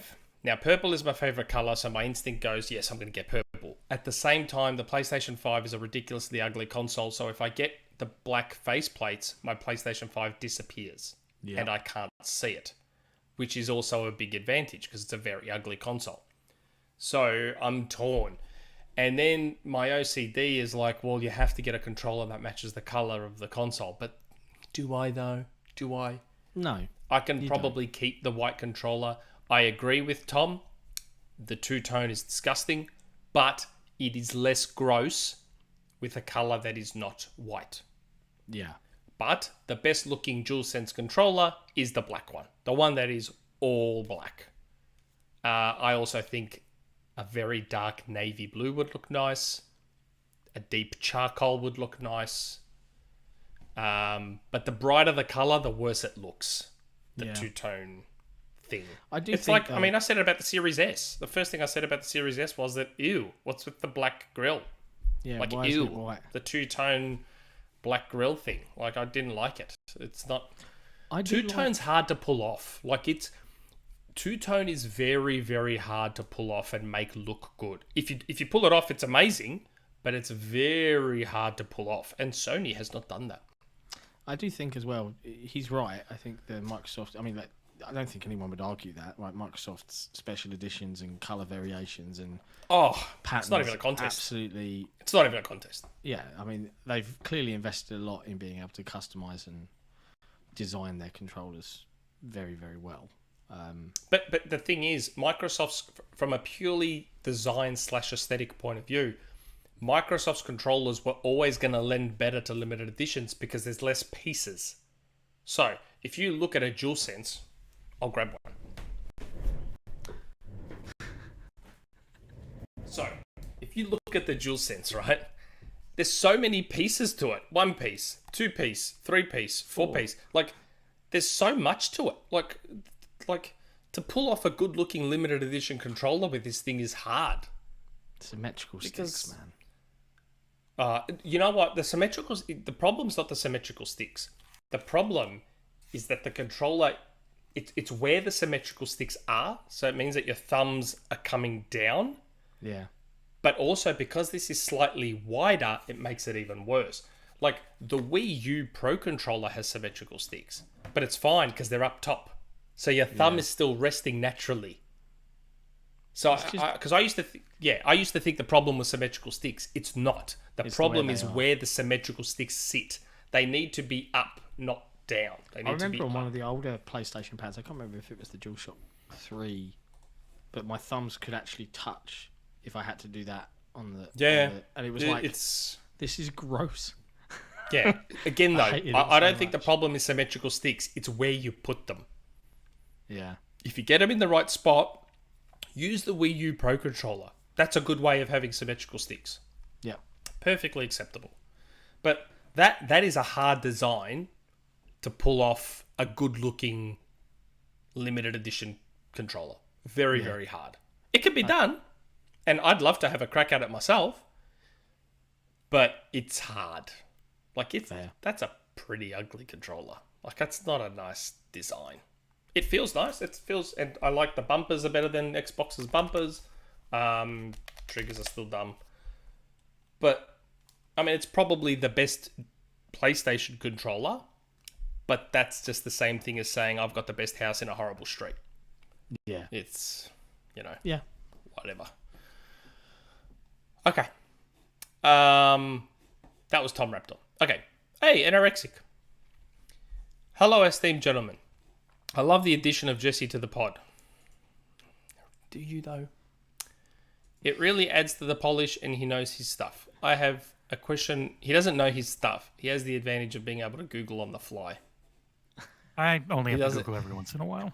He can Google on the fly. He doesn't know his stuff. You can't see him, and he's like typing away, Googling stuff, and then comes in with the answer, and it's like, wow, Jesse knows everything. No. He is the voice of God.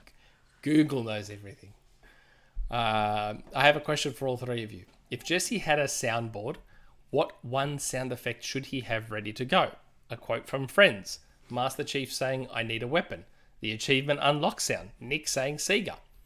I'm partial to a soundbite of Nick saying Eve for hypotheticals or duh for when something obvious is stated or needs to happen. So this is funny. My deux thing, it actually comes... I mean, I've been saying deux. Like, I don't know if that's... I mean, everyone says deux, right? That's like... that's not an Australian thing, is it? No, it's not. In primary school, we used to go one step forward. We go, oh, my beard, like that. I don't know why. Like in Australia, there's a drive time radio show that's done by two ex-footballers. Really funny guys, and they've got a segment that's called like where someone would ring up and say something that He's they didn't know that was like super obvious or something, and then they'd play a soundbite of someone going from like a movie or something like that, and that's kind of where it came from. So the whole idea of a soundbite going is like already out there, so I'd be okay with that too. Or if is a good one. If should be for the Rumour Mill. If I do like that. There was a whole section. Naturally, a Friends one should be there.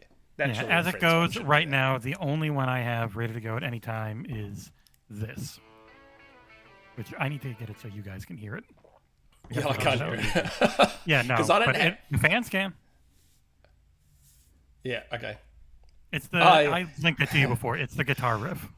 Yes. Now. Well, I think we should. You know, there's sections where it zooms up to the building and you get the doom, doom, doom, doom, doom, doom. Those are the ones we should have, right? Like, because I don't think they'd be copyright strikeable and stuff like that. Everyone's idol Goro goes, you missed, come on. You know how I get really upset with stuff? I'm like, come on. I love how you've got so many catchphrases, man. It's great. I always... And Creaky Legs would probably be the one to do it. I listened to a podcast called How Did This Get Made? Yeah. Which is Jason Mantzoukas, Paul Scheer, and June Diane Raphael. Very, very funny podcast where they cover terrible movies and they talk about them. They watch them and then they talk about them. I would love to do something like that. I listen to it whenever I walk to the gym, while I'm at the gym. It's one of the best podcasts ever. There's a video game version, which I don't know if I want to listen to because it seems a bit cringe, called How Did This Get Played? It's not done by them. It's done by these others, people I've never heard of. But the movie one, How Did This Get Made, is awesome. You need to listen to it. But one of their fans put together a compilation because they say, like us, they have a lot of things they say a lot. Words they use, phrases they say a lot. Like, they say the word literally a lot. Yeah. So someone put together this compilation of them just saying English, literally. What? It's not English, is it, these guys? What's like, are they from the UK? No, American. Oh. Because I've found it's down this way, obviously, is like every other word, like obviously and literally. And we say basically here. Nuts. We say basically a lot here. Every says basically. Got one. And Australia has yeah, nah. So you say yeah. So to say no, but you say yeah at the start, you're like, yeah, nah. Yeah, nah. Yeah, nah. Yeah, nah. That would be funny. Eric Bana's greatest does in history. Eric Bana used to be on a comedy sketch show. Eric Bana was a comedian. I mean, most of you would all know him as an actor, but he's a comedian. Quite a funny one. I like Eric Bana. And I like Eric Bana's Hulk. Yeah, he's good. I don't know why everyone hates that Hulk movie. I thought it was fine. Is it? I'm not saying it's the one with the big cloud, isn't it? The cloud monster at the end. No, Nick Nolte is like the lightning monster. Yeah. And there's the big dogs that grow giant. I mean, there's some weird stuff about it. Like, he becomes the Hulk and becomes the size of a house. So there's weird stuff about it. But overall, as a movie, I liked it far more than Edward Norton's atrocity. Yeah, Edward Norton's one was boring. Oh my God. That was the worst Marvel movie until I had seen Eternals. Yeah. Until Eternals came along, Incredible Hulk was... It was Incredible Hulk, probably Thor 2. Yeah. I don't know. And then Eternals just went, plop. Eternals, Incredible Hulk, Thor 2. Wow. Like, Oh god, that It was so really bad. poor.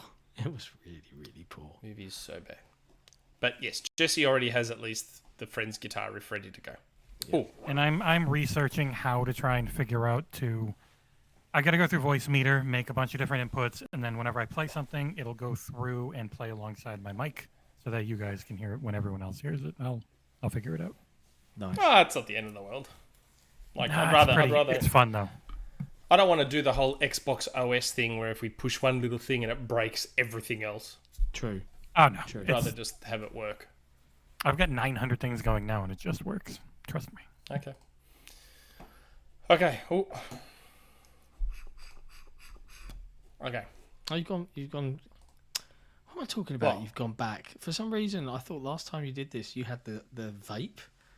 I forgot you bought the actual pipe. I don't know why. I invested in a I pipe. know. Invested. It's a It needs to be a toy bubble pipe. pipe. We need to Well, it stop. is an investment. It came out of my own money. I didn't use XboxEra money. There you go. I'm owed for a pipe. I'm owed for a microphone that I got for Figments. I'm owed. I don't know.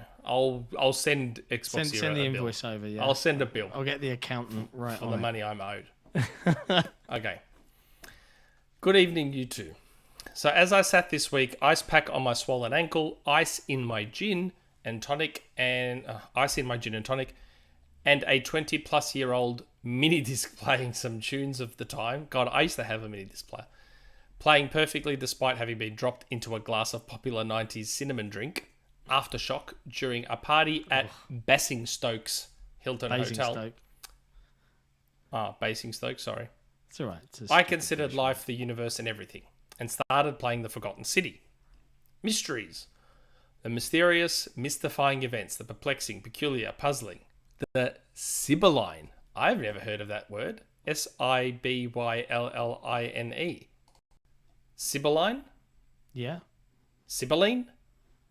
Cybylline? I've never heard of if I haven't heard of the word, I don't know how to pronounce it. I'm doing my She best. likes chucking in a lot of different words. Well, if it's Sibylline, having oracle-like predicting powers, clairvoyant. It's I didn't Google Sibylline. that one either. That's relevant to me because I make everything up and guess it all and predict it. Yeah, Sibylline. Yeah. Okay. My partner bought me a subscription to the 14 times, Fortean Fortean, Probably.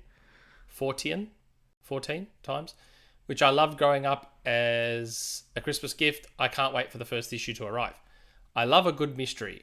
And Fortina too. Fortina. I guess it's Fortina. The Fortean Times, I believe it is called. Fortean. Okay, so that means that, because here it says, and Fortiana too then. It is a British monthly magazine devoted to an anomalous phenomena popularized by Charles Fort. I didn't even look that up. Wow. Okay. There you go. I would have to say my favorite is the Voynich manuscript, a 15th century codex including images of strange plants and written in an unknown language. What could it be? Can we... A pharmacopoeia? Is this deliberate? It has to be. A pharmacopoeia? I don't know. Again, I'm hoping I've pronounced that right. An insight into a strange world of fairies? No, of course not. Likely, it's a young girl's imagination in 15th century Italy, scribing a secret world much like my daughter will do, drawing houses and dens and creatures. A likely simple explanation, but it's still a fascinating mystery. What are some of your favourite mysteries, panel? Do you consider what happened to D.B. Cooper? Does the Dilatov pass keep you awake at night? Have you a scrap of paper with Tamam Shud written on it? I know, seriously. Karis, this is out there, even for you. I was enjoying the break for a bit. Okay, so we can round this up to... What are some do we of have your a favourite popular mysteries? mystery that we're like, yeah, this is a really cool mystery? Favourite mysteries? I can't... God, see, that's annoying now. I can't think of one off the top of my head. Yeah. I used to have stuff like that I loved. Because I used to watch Unsolved Mysteries and all those sorts of shows when I was a kid. I used to watch them all the time.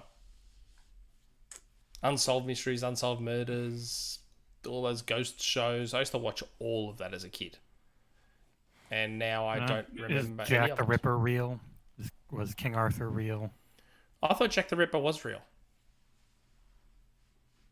Jack the I thought he Ripper. was. Yeah. I mean, he's a legend.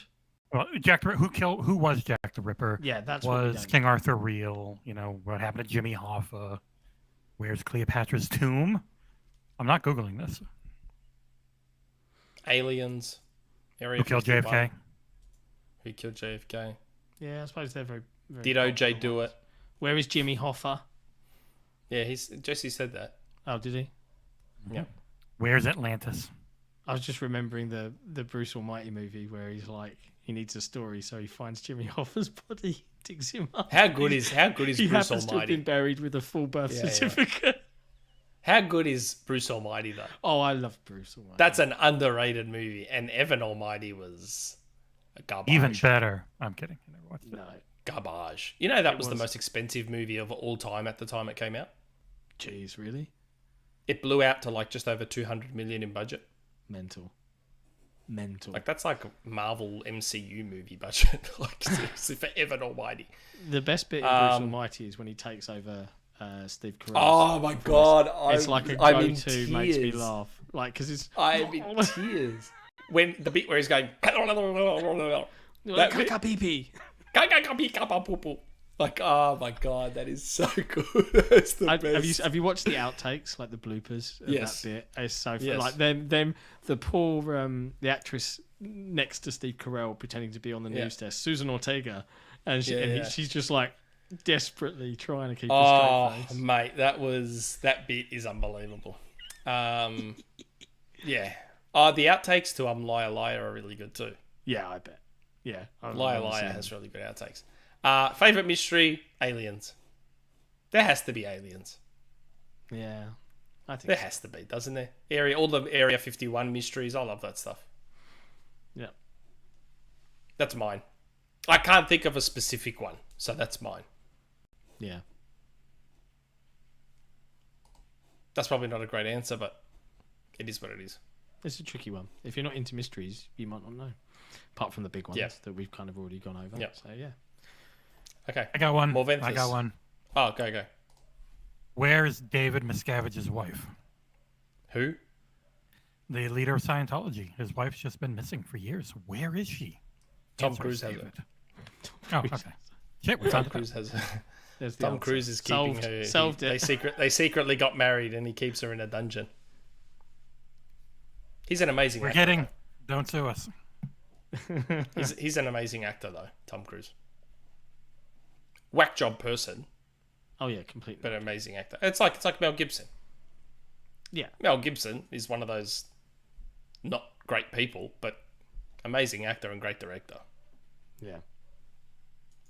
What do you do? You know, there was talk.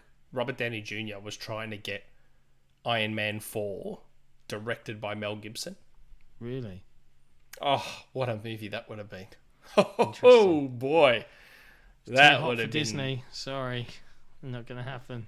Oh, yeah. I mean, if they let him do whatever he wanted and he went all out.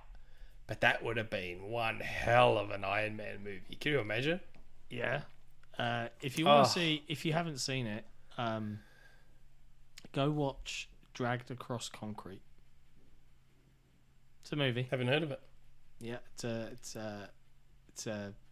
you know, it's not a big budget. It's not got loads of CG and stuff. It's an actor's movie, but in fact, there's two, same director, but one of them has Mel Gibson in, one doesn't. The first one is Fight in Cell Block 99. I think that's what it's called. It's something. It's got what's the actor that played alongside Jennifer Aniston from Friends? The breakup. Oh, Cell Block 99 or whatever it is with Vince Vaughn. That's it. Yeah, yes. that was a pretty good movie. Really good movie. Like the violence in that is like brutal. Full Like on. you feel the punches.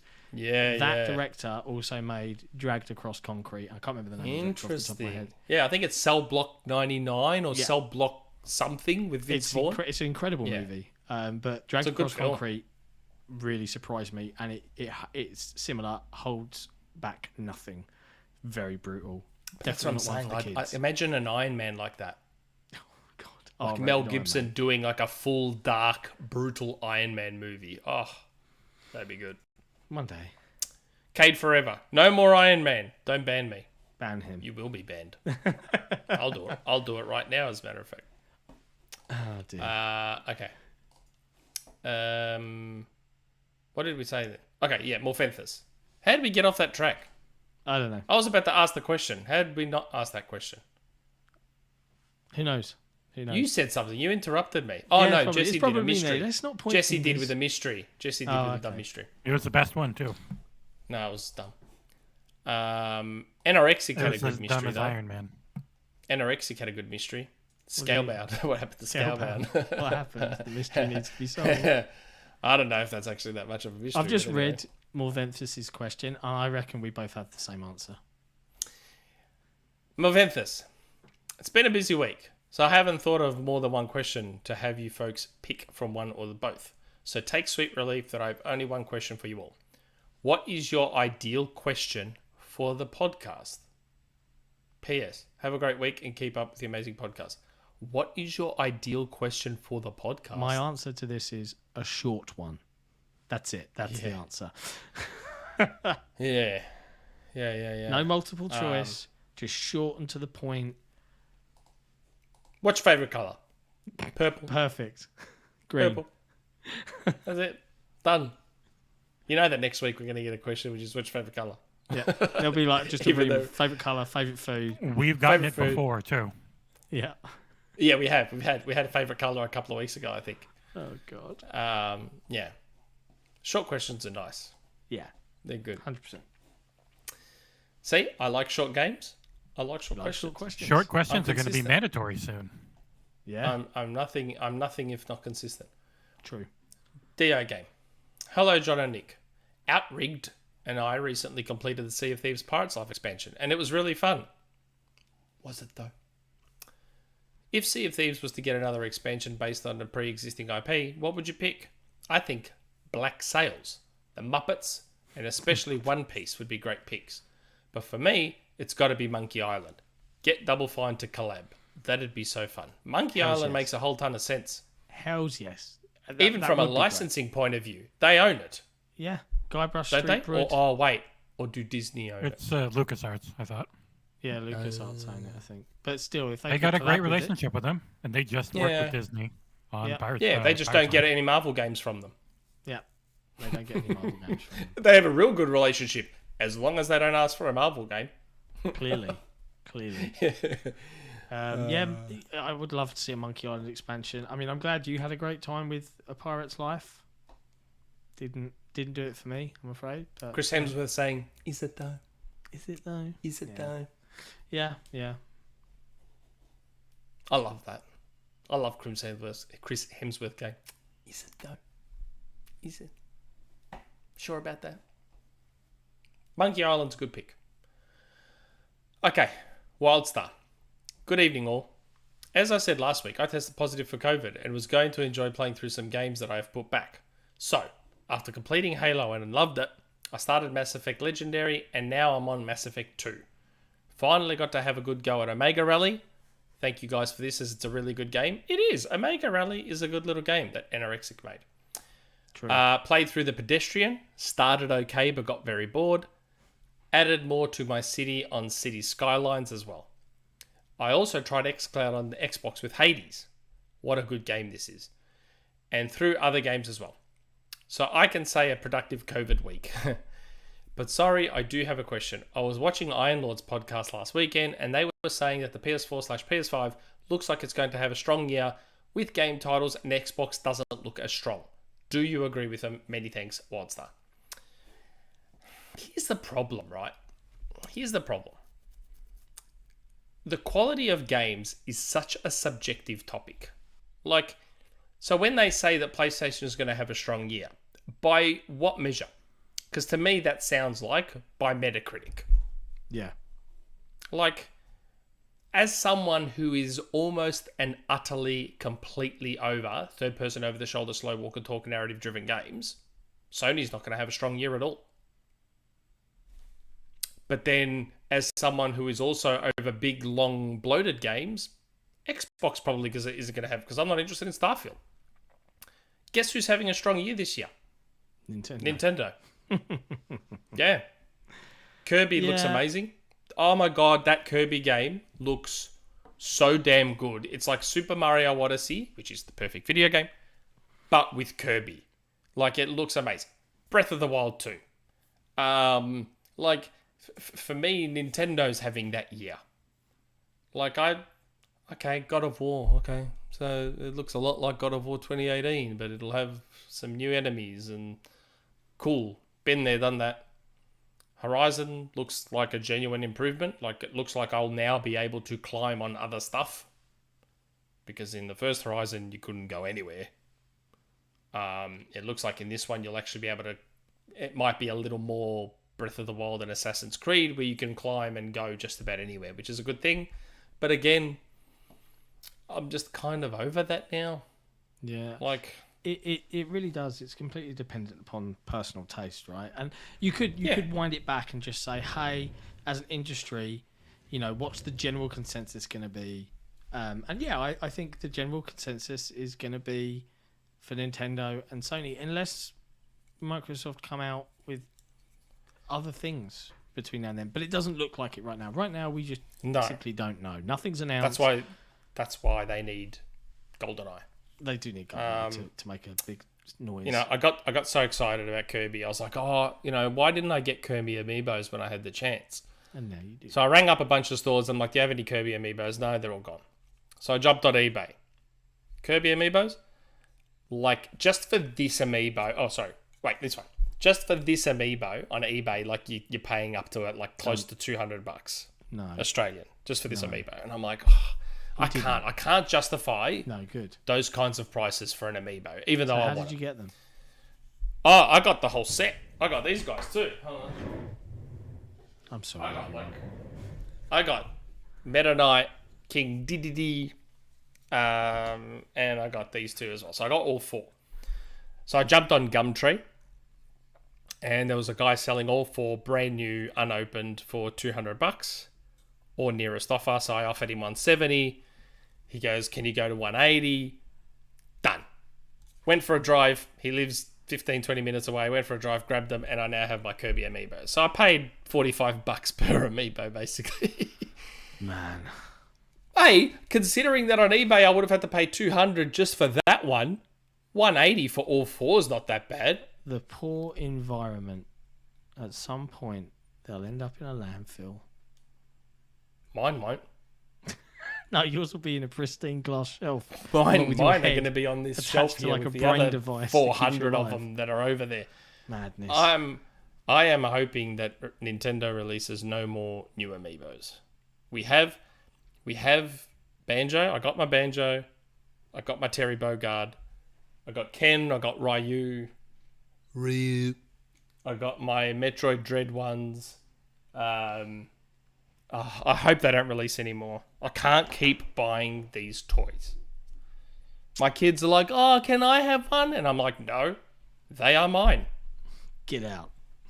Get out. Get away from my stuff. Oh my god, my wife's watching. You dumb kids. She's just put in the chat, love the merch, Ed. Yeah, good. She's not realised it's Nick. It's Nick, honey. she's still operating in 2020 world. Yeah. The pandemic is still going on. Yeah, I still get that a little bit here and there. Yeah. But yes. And I have to say, if there's any Nintendo fans watching that collect amiibos, yes, Jeremy G, amiibos are physical NFTs, see? And you can't right-click this. This is probably the highest quality amiibo I have seen. Out of all of them, this one right here is unbelievable, the quality on it. Like, the painting is all like 100% spot on, feels super smooth. I'm judging you so much right now. You don't understand how excited I am for this game. Like, this game looks like, for me, Nintendo is having the big year. Like, way more than, although GoldenEye does bring Microsoft right up there, very high up. Actually, there's that other thing that I know about. Oh, maybe Microsoft is having a big year.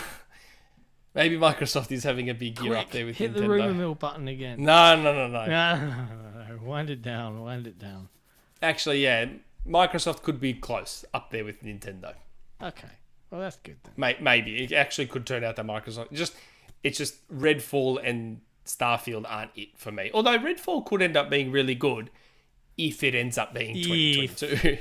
If it's 2022, it could end up being a 2023 game. Yeah, I mean, at the end of the day, don't sleep on Arcane, right? So if that's the mantra we should all live by, it should all work out just fine. But right now, so I won't say GoldenEye because GoldenEye's not officially out yet. Right now, Game of the Year 2022. That guy is that. But I'll wait and see what Breath of the Wild is like. My hope is that Breath of the Wild 2 doesn't have the stupid weapon breaking. Good luck with that. And hopefully doesn't have the stupid, the rain makes it so I can't climb on this mountain. I'm just going to artificially make it so that I waste your time and you can't do this stuff with rain. It's part of the entire chemistry system. It's like the backbone of their idea for the game. Stupid. Like, I hate it when games do that. Like, they artificially just make the game dumb for you. Just because they want to slow you down or they want to just let me climb this mountain. Who cares if it's raining? Just let me climb it. Like, like Breath of the Wild is a fantastic game. It's not the best game of all time because lol. But like it's only 2 or 3 tweaks away from being right up there as one of the best games of all time. But to me, stuff like the weapon breaking and all that, it holds it back too much. Yeah. Whereas I Super Mario Odyssey, couldn't. Yeah. Whereas Super Mario Odyssey is just perfect. It's just perfect. I still need to pick that one up for Jacob at some point. You know, because I was having a chat with Mike, Jeff's Mike. Yeah. And, you know, I was explaining to him that, yep, you know, here's the Mario Musou thing, and we were having a chat about it and all that sort of stuff. And we got to talking about Mario Odyssey, and, like, he agrees with me. He also adores Mario Odyssey. And I told him, I'm like, Mario Odyssey is the only deserving 10 out of 10 game from the last 10 years. And he's like, you're probably right. It's like, you're probably right. It's just perfect. Like, it's a flawless video game. It is the definition of a 10 out of 10. Like, I'm just looking at Jesse subverting. Yeah, I know. He's being an idiot. It's just Super Mario. Oh, I can't wait for the second game. Can't wait. I can see my missus is in the chat trying to bring Animal Crossing into the fore here. She's a big fan. I don't get Animal Crossing. I don't get it.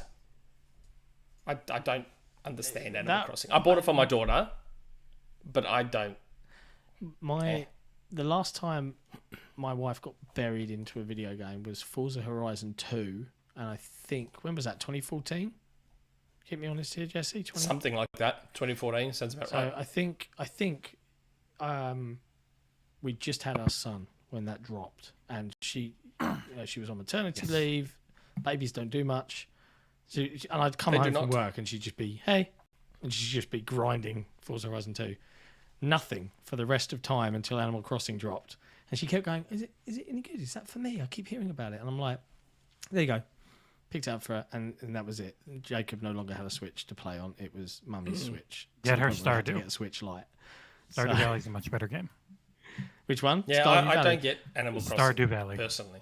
I tried to get her onto Stardew Valley. I loaded it up. I said, "Hey, it's like Animal," and she was just like, "Nah, I'm not sitting in front of the TV." I was like, "Okay, yeah. it is on Switch," but I don't it was get on Game Pass. So. Personally. Yeah, maybe I should. All right, okay. We've got a few questions left. So that was quite a tangent, though. That was a tangent. It was you waxing lyrical about your love for Nintendo. It did matter. Like, Abraham said something good here. If Master Chief was in Smash, technically we could have a Master Chief amiibo. Oh, a Master Chief amiibo. Could you imagine? Man, I'd buy like 3 of them. I've got a little Master One to Chief display, one to keep sealed, and one to scalp. That's what I'd do. Oh no, you can upset people. It's not like I'm buying 75 of them. to keep in my house. Like, relax. Just calm down. Calm down. Creaky Legs. Hello, lads. I'm sure we've already crossed 2 hours by now on the podcast. Yes, we have. 2 hours and 20 minutes. Or 2:15. Not a question, just sharing that I finally got back to writing and it feels good. I love writing, telling stories. But like everyone, we all have many hats. I do. I even have a PlayStation hat. Responsibilities to take care of. But I'm carving out a few hours a day. Even at the expense of, you know what? I'd almost get up and go grab my PlayStation hat. Don't do it. This is an Xbox podcast, not a PlayStation I would be podcast. I would be forced to turn off your webcam. Please don't. Okay, even at the expense of my own game time for it. I've unfortunately had to put my game I'm making on the back burner for now because it takes a hell of a lot more time and energy than I can spare right now while I try to save to move the family to Washington. But I assure you, XboxEra will be the first to get a look at it when it's ready.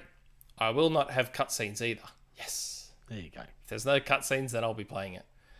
The only thing I ask, and it's not from either of you, because I know it's a slippery slope, if you help one person, then you got to do it for everyone, and it becomes unsustainable. So I'm reaching out towards the XboxEra community itself just this once. I've tried my best all year, and I've gotten nowhere. So maybe people wouldn't mind going to my Twitter bio at Creaky Legs, clicking on the link and sharing out my mum's GoFundMe and or donating it to if possible, which we did at the start of the show. I literally have bumper stickers on my car with QR codes on them to no avail. It made a few hundred from a meme I made on Twitter last year, and that was really it, but far from enough. My wife and I can only do so much, and being American with a horrible healthcare system has practically shattered my entire family's finances the past year. If this gets clicked out of the XboxEra podcast because it's against the policy you have, I understand. I just got to do what I can if possible. Hope you forgive me for asking.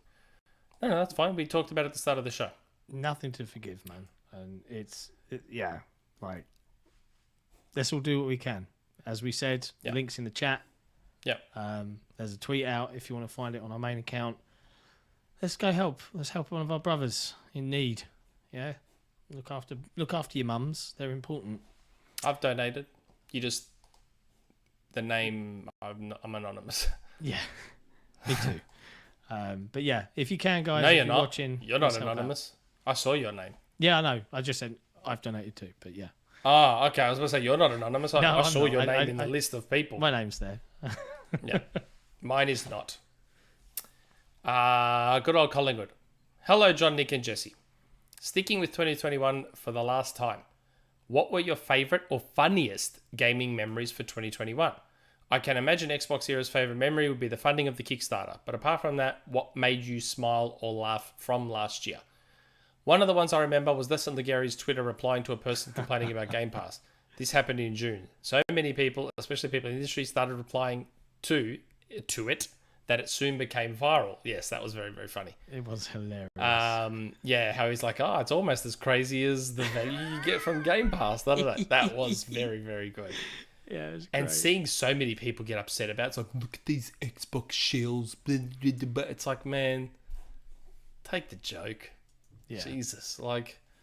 Everyone's allowed to have a little fun every now and then. Oh, who has the energy for that? It seems like it's only fun when they're clowning Xbox. Then it's like, it's just jokes. But then as soon as you say something about Platform X, it's like, whoa, man. You can't say that. Can't say that. That's slanderous. What was your favourite memory? Oh, God. I can't even think of one specifically. One of my favourites, and I still watch this clip on our podcast. I don't know why it's so funny. I just found it hilarious. Was when we had MVG on, and you and I are both like, "Do you like Friends, Dim?" And Dim's like, "No." And then you just will see me and you both at the exact same time. I'm like, "Oh no!" We're like devastated that Dim hated Friends. He's like, "That show sucks." And we're just like, "Oh no!" Oh man. Yeah. That for me was one of my favorites. I mean, personally. The Kickstarter's up there. I think I'm talking about funny stuff. I'm talking about funny stuff. I think one of my favorites was when the Dustin Ligari meme thing was going on around. Yeah. I did the the Star Wars meme, because that was quite popular at the time. The one with Natalie Oh, Portman. yeah. Yes, And yes, I did a yes. video version, and I did it, Yeah. and it was just subtitled, and the team were like, "No, you got to narrate it." So I literally threw a narration together, and that went viral. That was funny. Yes. That provided lots of laughs. But I I've think- already got my 2022 one as Have you? favourite moment. Yeah. What is it? I'm not going to say. Oh, Hasn't happened yet. Hasn't happened oh, yet. okay. My favourite, like, I shouldn't say my funniest memory. It's like my personal best thing of 2022. But you can't say yet.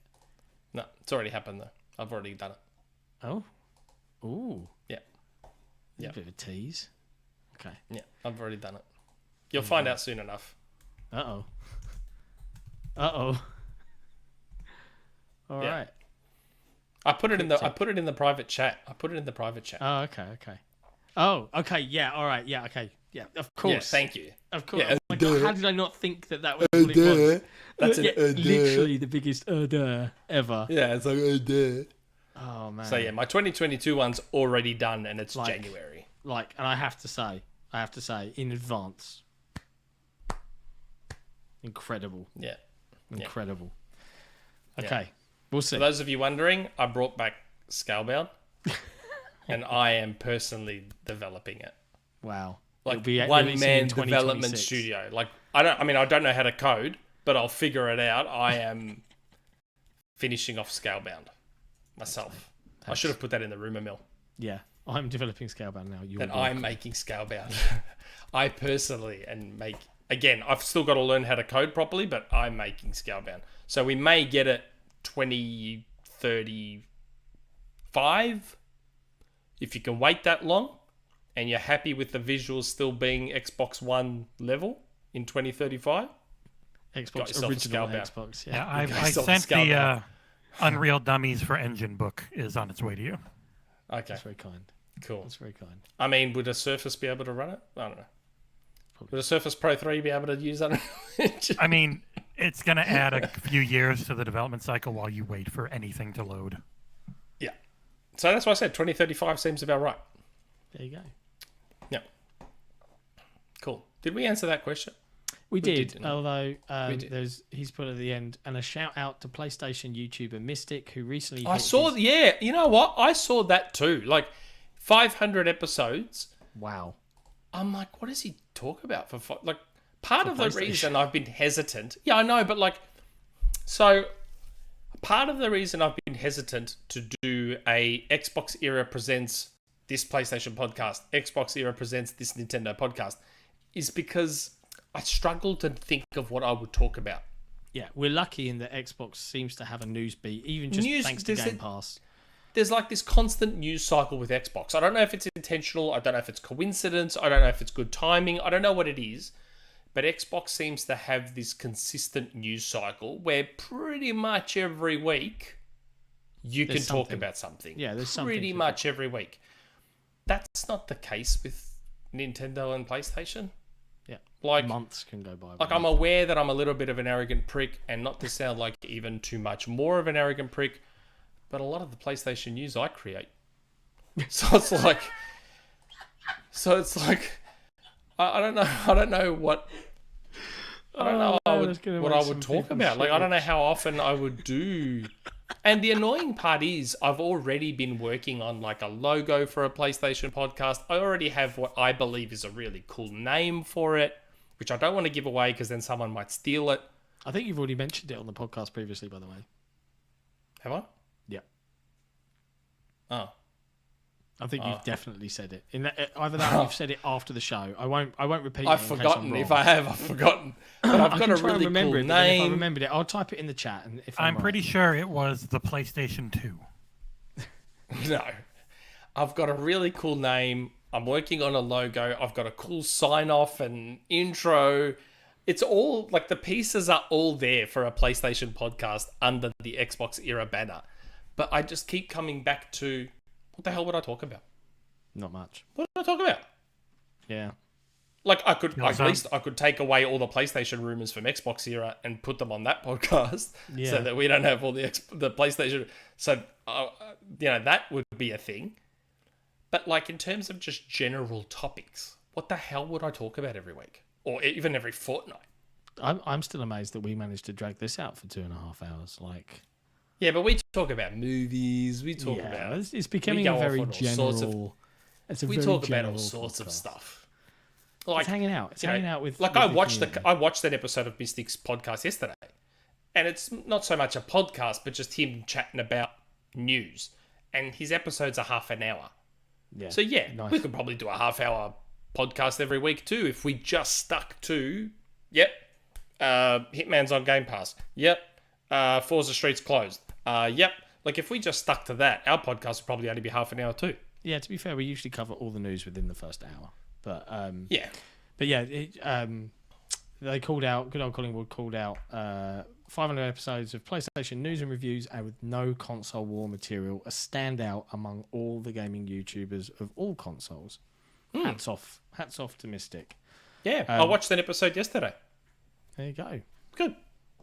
And I think he's got like a lot of subs. He's got like 675,000 subs or something. PlayStation's very popular. Very popular. But yeah. But we've only got one question left. Oh really? Yeah. The rest. All the rest is everyone else having a chat. Okay, last question. Kraken56. Hi guys. God, these are going to be the worst timestamps. Hi guys.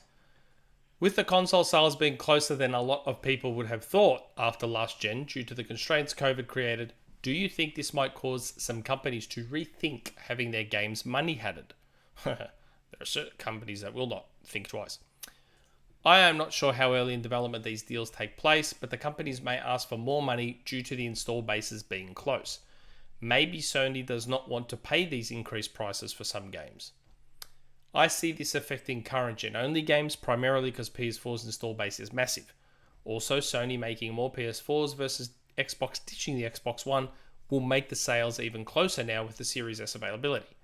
One point I could make against this is that their combined install base is around 30 million, so maybe devs are willing to take these deals right now, but as the install base grows, they are more likely to not take these deals because Xbox is so close to Sony if things keep going this way.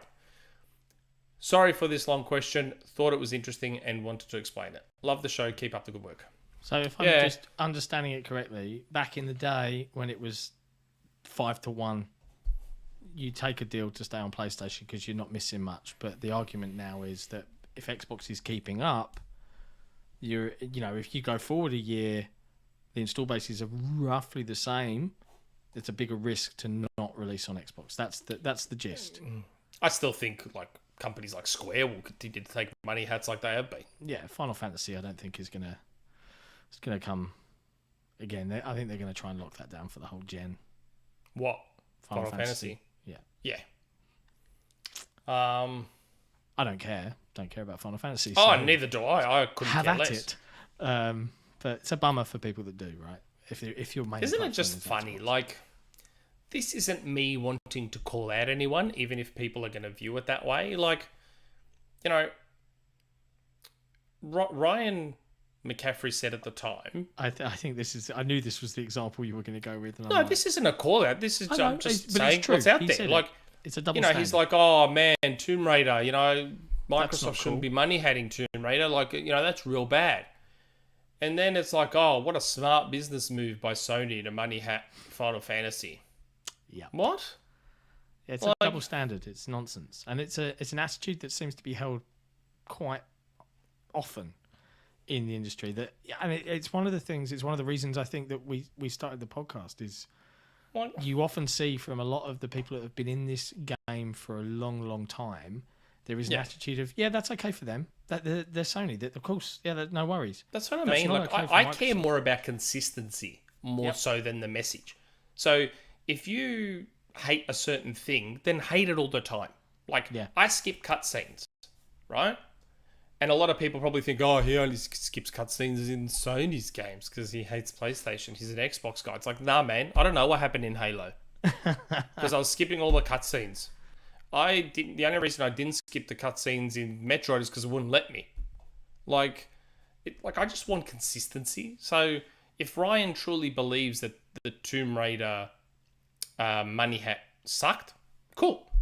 It did suck. At the time, I said you're doing the game no favors, because what's going to happen is PlayStation owners aren't going to buy an Xbox to go play Rise of the Tomb Raider, and then a year later, by the time Rise of the Tomb Raider comes, they'll be over it and they won't care. Yep. So you've done the game no favors. Yeah. Right? Those timed exclusives hurt the game. They don't help. They actually hurt more. Either go full exclusive or don't go at all. To me, that's the right way. If you're going to do a money hat, do it the right way, which is full exclusive or not at all. Timed exclusivity, to me, in my opinion, hurts the game more. Yeah. Which is probably why you see stuff like those short timed exclusives, 3 months, 6 months, they don't hurt as much because a 3 to 6 month wait isn't as bad. But a full year, like, is anyone really going to care about Deathloop at the end of this year when it comes to Xbox? Although Xbox is different because we've got Game Pass. Yeah. So we'll just play it on Game Pass. Yeah, so Game Pass... I don't care if a game releases anywhere else at the same time. I don't care anyway. But if it releases on Game Pass, that's a much easier pill to swallow because you're effectively saying to the developer, people are going to go out and buy it because that's human nature, and some people just like to have a disc, some people just like to own stuff, some people aren't subscribed, out of the millions of people that in the player base. So you get the big bump from player numbers on day one because it's a big game and it's coming to the service. But you're still available for sale everywhere else. Double money, effectively. No brainer. I think we'll see more and more of them. I'm really looking forward because like Hitman's the first big one, like a trilogy of really good games all coming. But didn't they? I'm confused. Didn't they already give us Hitman 1 and 2 on gold or something? I think there's some complexity, and I'll rely on Jesse's infinite knowledge here. Googling. But yeah, there's a bit of there's weirdness. Like I think the trilogy is releasing like almost one day after the original game came out. Like there was the exact same day. Exact same day. So I feel like there was probably some sort of deal that said you can't do stuff. But Hitman 3 was on PSVR. They worked very close with them, and Hitman 3 VR is also coming out 1 year to the day on PC. So there you go. So it's almost like a re-release, and it's a packaged re-release so that it doesn't fall under the same banner, so that they can do X, Y, and Z with it. But if we can get more of these medium to large games that just bring value to the subscription, there's a million people out there that probably would never have bought a Hitman game but now might try it and actually realize, it's kind of like a really cool puzzle game with a million different ways of doing stuff. Like you can have lots of fun in that sandbox. It's really, really cool. Hitman 3 was great, and I tried the demo. It's definitely worth revisiting, and just fooling around. Yeah. But, yeah. But we've said it before. That's the great thing about Game Pass. You'll just try stuff. Yeah. Like there's a game coming. I assume it's coming to Game Pass. I know it's coming to Xbox and PC, and I guess I'm just working under the assumption it comes to Game Pass, but I don't know. I think, is it called La Luna? Planet Luna? Planet Luna.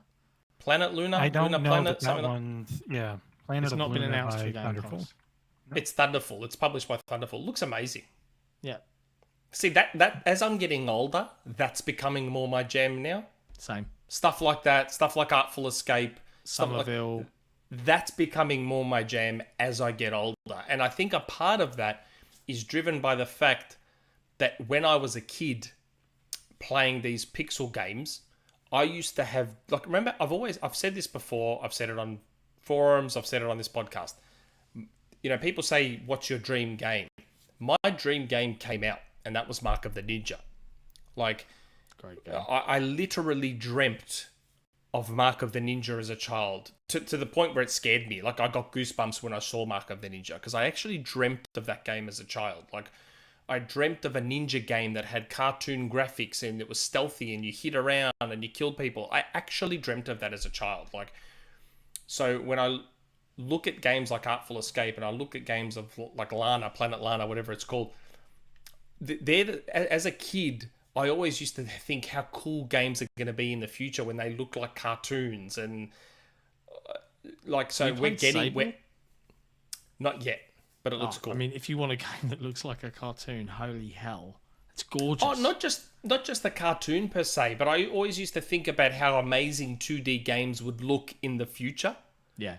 And we're now at that stage where 2D games look incredible. Yeah.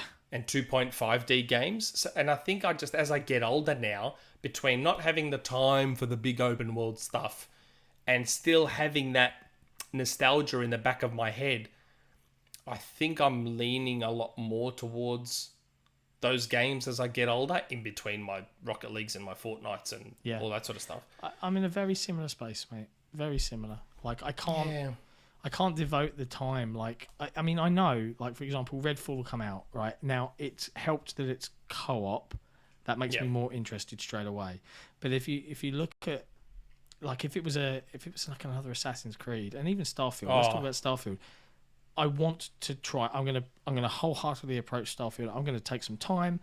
I like sci-fi. I want to invest in it. I want to be like, right, honey, take the kids. I'm gonna play this game. I'm gonna really try and get into a big Bethesda RPG. I have no doubt that I'll probably bounce off of it, and that will make me sad. Yeah.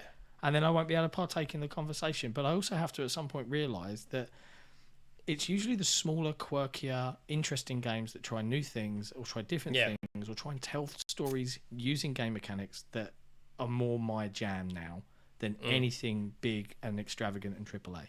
And that's just how I'm over all that stuff now. Yep, I'm kind of bored of it. I'm just over it. Like, to me, it all just feels like the same thing in a different setting or a different skin. Like, it's just... Phalaxis goes, developed by Thunderfun. Bloody autocorrect. Stupid iOS autocorrect. I put a tweet out about that Planet Lana, and I said, Thunderful and Annapurna are becoming really good at picking these great, unique games. But Thunderful autocorrected to Thunderfun, and I did not realise until after I had already tweeted it out. But yeah, I like, have you played Mark of the Ninja? I have played Mark of the Ninja, yes. Oh, really God, good that game is amazing. It's such a perfect game. It's just... It's good. It's so good. It was so good. It came out, was it just a year before Ori and the Blind Forest? I think it was 2012. I thought it was 2012, Mark of the Ninja. It was an Xbox Live September Arcade 7th, game. 2012. I didn't have to Google that, by the way. Oh, okay, I didn't play it until the remastered version Definitive of Xbox Edition. One. Yeah, that one. That's when I played it. I got that for free. If you got it on Xbox Live Arcade, you got it for free. Ah, yeah, and it was good. Which is a good way to have backwards compatibility without backwards compatibility. Like, yes. I don't have to worry that my Xbox Live Arcade version's not backwards compatible because I've got the remastered version for free. Yeah, and they did the same like thing that. with Castle Crashers did that at the start as well. Yep. Helpful. And Ori did that, sort of. Although Ori wasn't, sort of. Like, if you bought Ori, you got Definitive Edition for free. It was timed, though. You had a week or something to grab it. I can't remember. There was something with Ori, and I got the Definitive Edition for free. They delisted the original, and it was only the Definitive Edition. So if you had already bought the original, you just got the Definitive. But if you hadn't bought it already, it wasn't there to be bought anymore. God, how... we're so spoiled with 2D games and 2.5D games.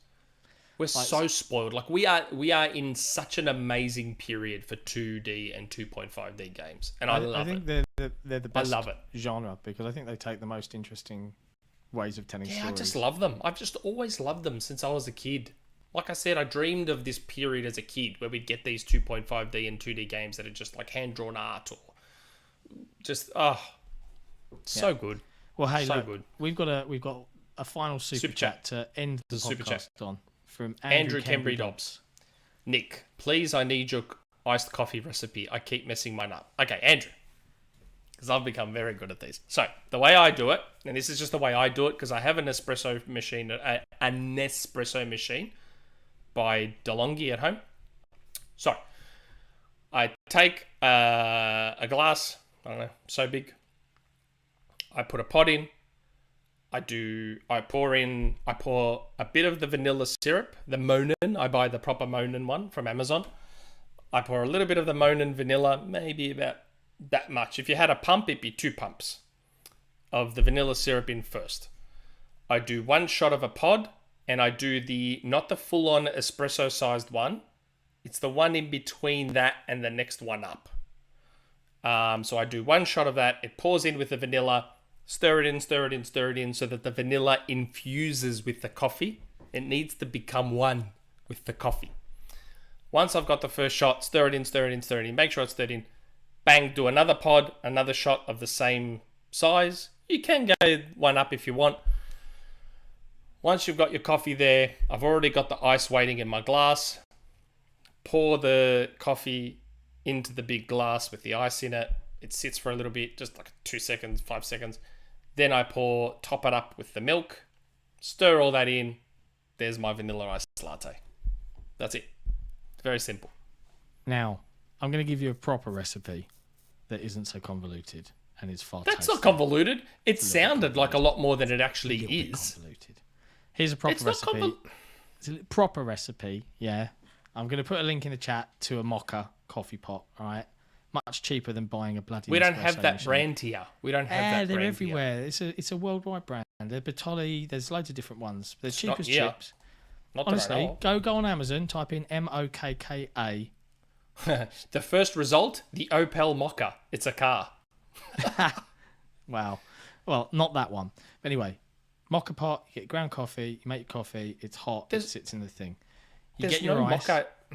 and you keep a tin of evaporated milk in the fridge. Open it up, pour the Oh, coffee over that- the ice, and then put in evaporated Is that milk. the Mokka? Oh, that's the mocha. Oh, we have those here. There you go. That's what a mocha is. That's Oh, how, I to like- make, that's how to make a really delicious iced coffee. I can't even put the link in the chat because Amazon links are ridiculous. So you just have Oh, to it's Mokka. Google mocha. Okay. Oh, Everyone's like idol Goro. Just go Costa. a lot of Greek coffee is made with those things. Mate, they are honestly, if you haven't got one at home, get rid of all the pods and everything. No, Glorious coffee. Glorious. like a lot of people make Greek coffee with one of those. I think They in are Greek it's so called good. I think in Greek it's called a briki. A bricky. A briki. Wow. Man, we don't have to talk some nonsense on this podcast, don't we? Yeah, it says the pot used for making Greek coffee is called a briki. It is. It's a briki. It's an Italian device, Oh, as I understand. Yeah, and also Turkish coffee too. Yeah. But They make Turkish coffee with a briki as well. We started questions like an hour and a half ago. I know. Nick's a very talkative chap this evening. And once he goes, he can't be stopped. He's wound up and he's Anyway, my vanilla iced lattes are professional tier. As a Melburnian, making good coffee is obviously, comes naturally to us. Anyways, I make them the best.